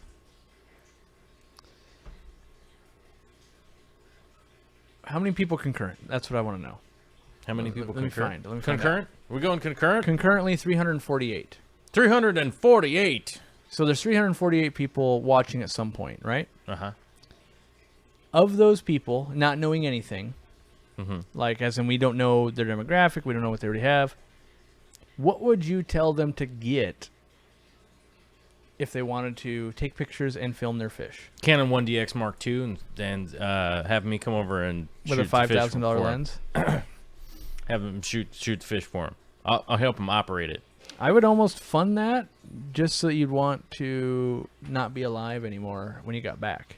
Because you'd be like, I went somewhere, I got to use it, and now I want it even more. I'd probably spaz out and fall on my That's sword what I'm or saying. something. Like, that's like a bad... Smells like farts in here, Smells you like say? farts and chocolate, okay? It's a good combo. Jimmy's back. bringing it. But what would you say? Are you going to say, like, use your camera phone? Are you going to say buy a point and shoot? Are you going to... And maybe you got a model in mind? I would say pick what your end game is.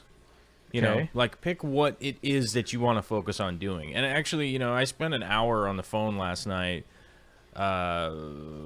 What's the word? Consulting, I guess, with somebody who's trying to start up a project. And you know, while I was driving, and of course, Vicky was like, "Seriously, right now, guy, you got to do this while I'm stuck in the car." Yeah, speakerphone's awesome. Speakerphone's great when Vicky's not there. Yeah. But so, you know, I spent some time last night giving some advice, and so the advice that I would give anybody who's watching this video would be to go, what's the project I want to do? What's the what do I want to emulate? What do I want to actually produce over and over again, right? So it's like, do you want to create cinematic type stuff? If you want to create cinematic type stuff, you're probably going to want to look at a DSLR, because that's ultimately where you're going to end up. And it's like our substrate conversation, you know, they're like, people are like, I could get $3 of sand and throw some dirt under it, right? And you're like, you could, but you're probably going to end up later on going, man, really wish I'd bought some quality substrate. So if you want to be doing that kind of cinematic stuff, if you want to learn more about those kinds of things, if you possibly want to print things onto canvas and stuff like that, you're definitely going to want a higher megapixel DSLR that's able to shoot in RAW and things along those lines. If you're somebody who's just a hobbyist who wants to shoot from behind the camera like you, I would look into getting a camcorder that you're able to get your shots and all that kind of stuff, be into focus of the things that you're talking about, and then possibly do your voiceover, you know, later, have like really nice clean audio, and you could, you know, as we talked about earlier, all the fish will be in focus, and that's kind of that flat focal range that you're looking for.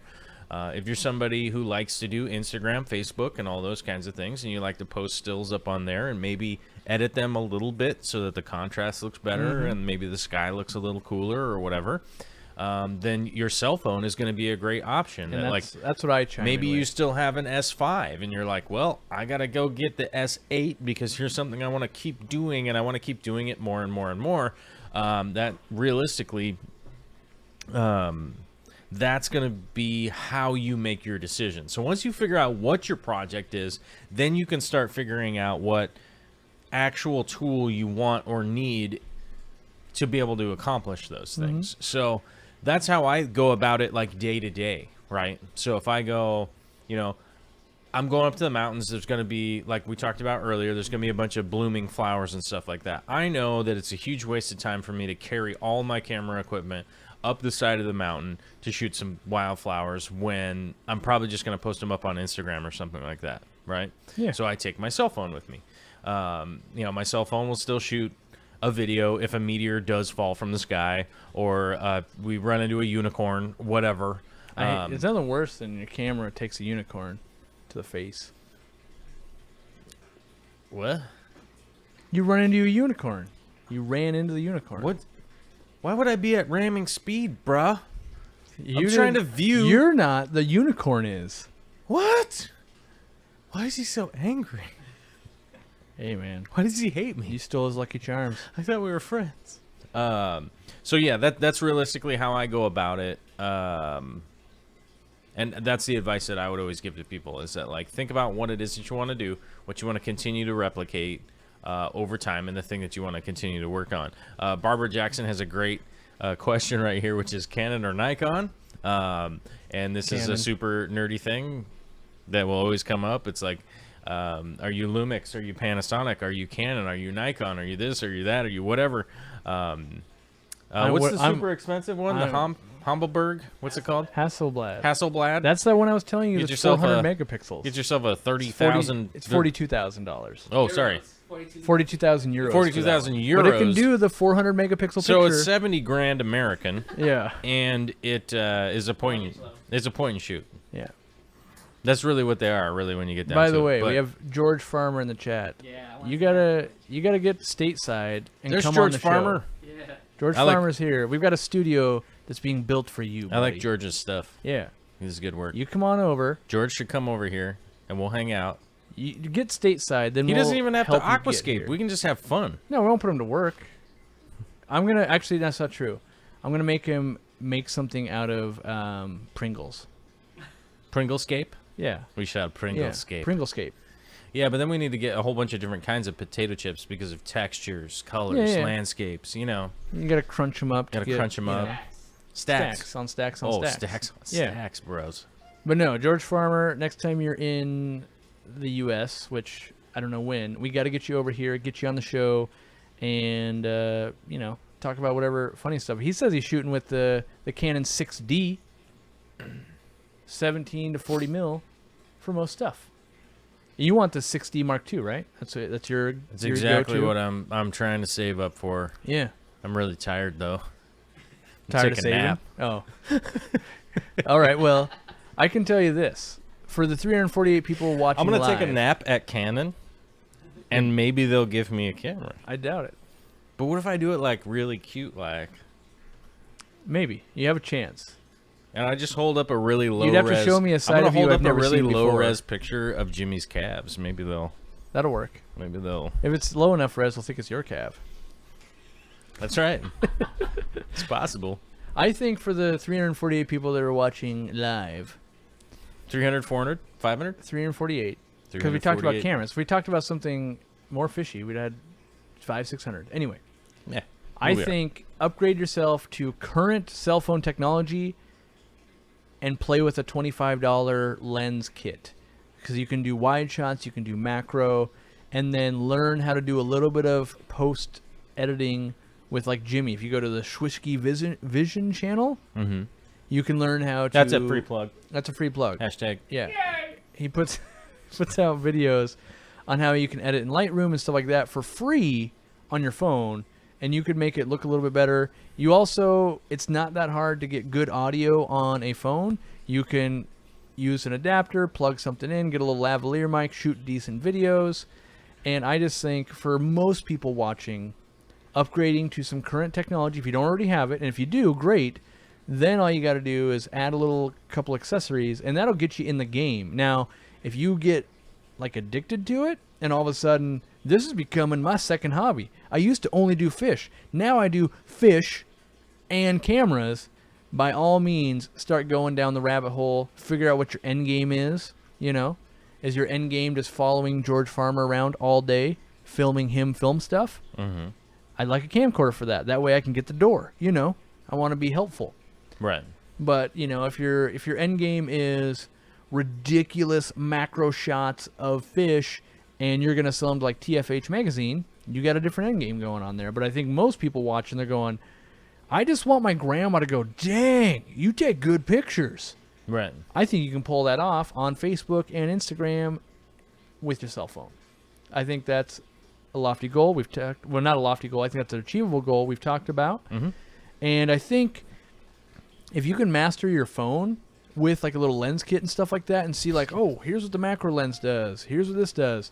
When you go to transition to a different camera, you'll realize, oh, when I learn how to use that really well, If you can dodge a phone. you can dodge a bullet. That's right, not a ball. If you can dodge a ball, you can dodge a wrench. Little statement. What's he got? And I've seen that happen so many times. Read it out, Jimmy, and then I'll read it. I don't see Because it. I feel like people just buy DSLR when they don't know what they want. That's exactly what I did. Because everyone says, buy a DSLR, you can't go wrong. And then Rob did the same thing. I'm $650 deep into something I don't know how to use. Who's so Rob? that Flip the Flip Aquatics, Aquatics does the Rob? same thing. Nikon, Yeah. that they don't They have a You know what Nikon they just should like do? me, but they don't use They it just should- like I don't. You know what they should do? They should sell that on eBay Yes. and then put the credit towards my new camera. That seems like well, crowdsource. Doesn't that it. sound like a doable thing? I mean, it Can we sounds do- doable. Can we do a thing? You know, like what do people do? They donate like old cell phones for stuff. Can we get everyone to like donate old crusty old cameras, send them No. to Joel, and then he'll eBay them? No. And after like 73,000 transactions, he'll be like, "Well, the camera's now 14 years old, but I finally have one." I've got $18. Maybe by the time you get one, you won't have to buy it because it'll take so long. Someone will send you the 6D Mark II as an old crusty camera. So it'll be like 6 years from now, and they'll be like sending their Look, man, Oh no, he's getting the look, man. I got a plan, and that's to get Rob to sell his. Yeah, no, I'm just kidding. I was just goofing around. But do we know? Do we have? Is there anything coming up on Thursday? Do we know? I don't know what the show's gonna be. We will have a show. Well, we'll have a show on Thursday. I don't know. The problem is there's topics that come up that we want to do, but we don't have the video segments and stuff because we're building. So it's like, what can we do that doesn't require a bunch of like prep to put on a good show? Like I don't think if we had a bunch of video, this conversation got that much better. So like I think that's why it was a decent conversation to be like an on the fly type of deal. So we got to think about what makes sense on Thursday. Oh, yeah. I was just saying. Just saying. I was just saying. We do have a show tomorrow. Hype Your machine. show. We got my show tomorrow. Hype Machine. Hype machine at 3 Hashtag- o'clock tomorrow. Hashtag Hype machine. worked for this plug. His show tomorrow. Corvus Oskin. 3 p.m. On my channel. Yeah, on your They channel. went over 8,000 subscribers last night It while is I was over out 8,000. seeing the Jumanji movie. 1,000. We were out seeing the Jumanji movie. I'm not. I'd be You lying ever to say. seen that Jumanji movie? Have you seen it? Scott No. Dwayne The Rock Johnson in it. This is why Oh my god. I judged you when I heard you were going to see the remake of Jumanji. That actually was pretty good. It was pretty funny. That's besides the point. You shut your mouth. It was funny. The fact that you'd entertain going to see it was the problem. I was spending time with my spouse, Yes. so you shut your mouth. Yes. I understand the reason. Right. I understand. It was good. I liked it. It was pretty good. It's funny. Better than the original? It's not the same movie. So why didn't they call it like anything but Jumanji then? It's not a remake of the other one. Is not? It's not. It's a follow. It's like number 2. So why didn't they name it like Jumanji 12 years later? Because that would be stupid, and no one would go see that. I forget what the name is. It's Jumanji something. It has like a little It's got a little Save the blurb. Jungle or something. But I will tell you, they did a fine job. It was entertaining. There was funny parts. Like how funny? I definitely didn't expect how the plot was gonna go. Yeah. Maybe because I walked into it completely blind. Like, I think the only trailer I saw was like, it's The Rock. It's who's the other guy? Jack Black. It's the most famous comedian, Kevin Hart. It's Kevin Hart. It's Jumanji. He's the most famous? Who? Kevin Hart. Kevin Hart? If he's not number 1, he's Number 2 and I could not be more out of touch with reality. like top 3. I could not be more out of touch with reality. No. It would be impossible, I think. How many YouTube subscribers does he have? How many? I have no idea. I don't know. I heard the other day like his Twitter followers is like 70 million or something crazy like that. Dang. Yeah. I am way out of it. Yeah, you're out of it, bro. It's called Jumanji Welcome to the Jungle. Welcome to the Jungle. That's and what then it was. does it just queue up straight up Guns N' Roses? No, but that was on the credits though. That was the credits. Oh, the end song? Yeah, the end song for All the right, credits. all right, I That's can not see that. spoil. Is that spoiler alert? Is that Yeah. spoiler alert? Oh no, I ruined it for everyone. The credits. Ah! Look, man, Credit we've all spoiler. heard that song. It's not new. Hashtag old plug. Oh, I don't know. But it is 5:03. That means it's been 2 hours. And Jimmy's back with the supplies. Which means... that lady gave me a crazy look when I bought all that wood. Oh I yeah. was like, I'm building table legs. She's like, are you sure you need all this? There's nothing better For a than giant? For a giant. Yes. it is for a giant table. I mean, What? we're building at least 2 4 by tables, 6s? 4x6s. Yes. I mean, I plan on we could dancing on cut the them top down. of this thing. Yeah, but I'm gonna dance on this table. For a giant. Yes. Anyway, wait a second. Someone just said Hollywood isn't reality. What? What? What? I'm lost. What? This Kathy Wood has to get banned, though. Yeah. Someone slow it down enough to ban this person. You know when you spam us? That makes me ban you. Just straight up ban. The ban Oh. hammer. Ban Hard. Anyway, I can't. we do gotta that. we gotta work for the next like 6 hours. Hopefully Joel won't notice I said 6, because that makes it late. But we're really trying to get everything done Mhm. and working hard at it. We did all the painting. I got done at like 10 p.m. last night. Nah, that's like 9:30. Let's not lie here. But the paint color looks rad. I Mhm. love it. Everything's coming together. Hopefully soon we'll be able to show it to you and you can enjoy it. And by enjoy it, I mean look at it and go, oh, that's not bad. And I'll be happy. So we'll get that done. And, we'll hang out again on Thursday. Don't forget to buy all of our stuff. Patronize all of our things. Buy all of your things through Joel's Amazon. Yep. Buy it through the Amazon. Have a good night. Yes. Take a nap. Be kind and consider rewinding to rewatch this again. I don't have any Twice. tapes, bro. I know. You rewind this to watch it again. I know where to get VHS tapes, though. Jules says Jimmy and That's his where we big get the wood. dumplings, dude. Yeah, seriously. You gotta come down to my house, and we'll go get dumplings Yes. and VHS tapes. why am I so dark? It's super dark over here. Bye, people. That's the small image sensor. We went over the noise a little bit. All right. Goodbye. We gotta go. Have a great night. Bye. Eat some good dinner. And by good dinner, I mean it's Taco Tuesday. Eat tacos. Bye-bye. Bye bye. Oh, it's Bye-bye. Taco Tuesday. Taco Tuesday.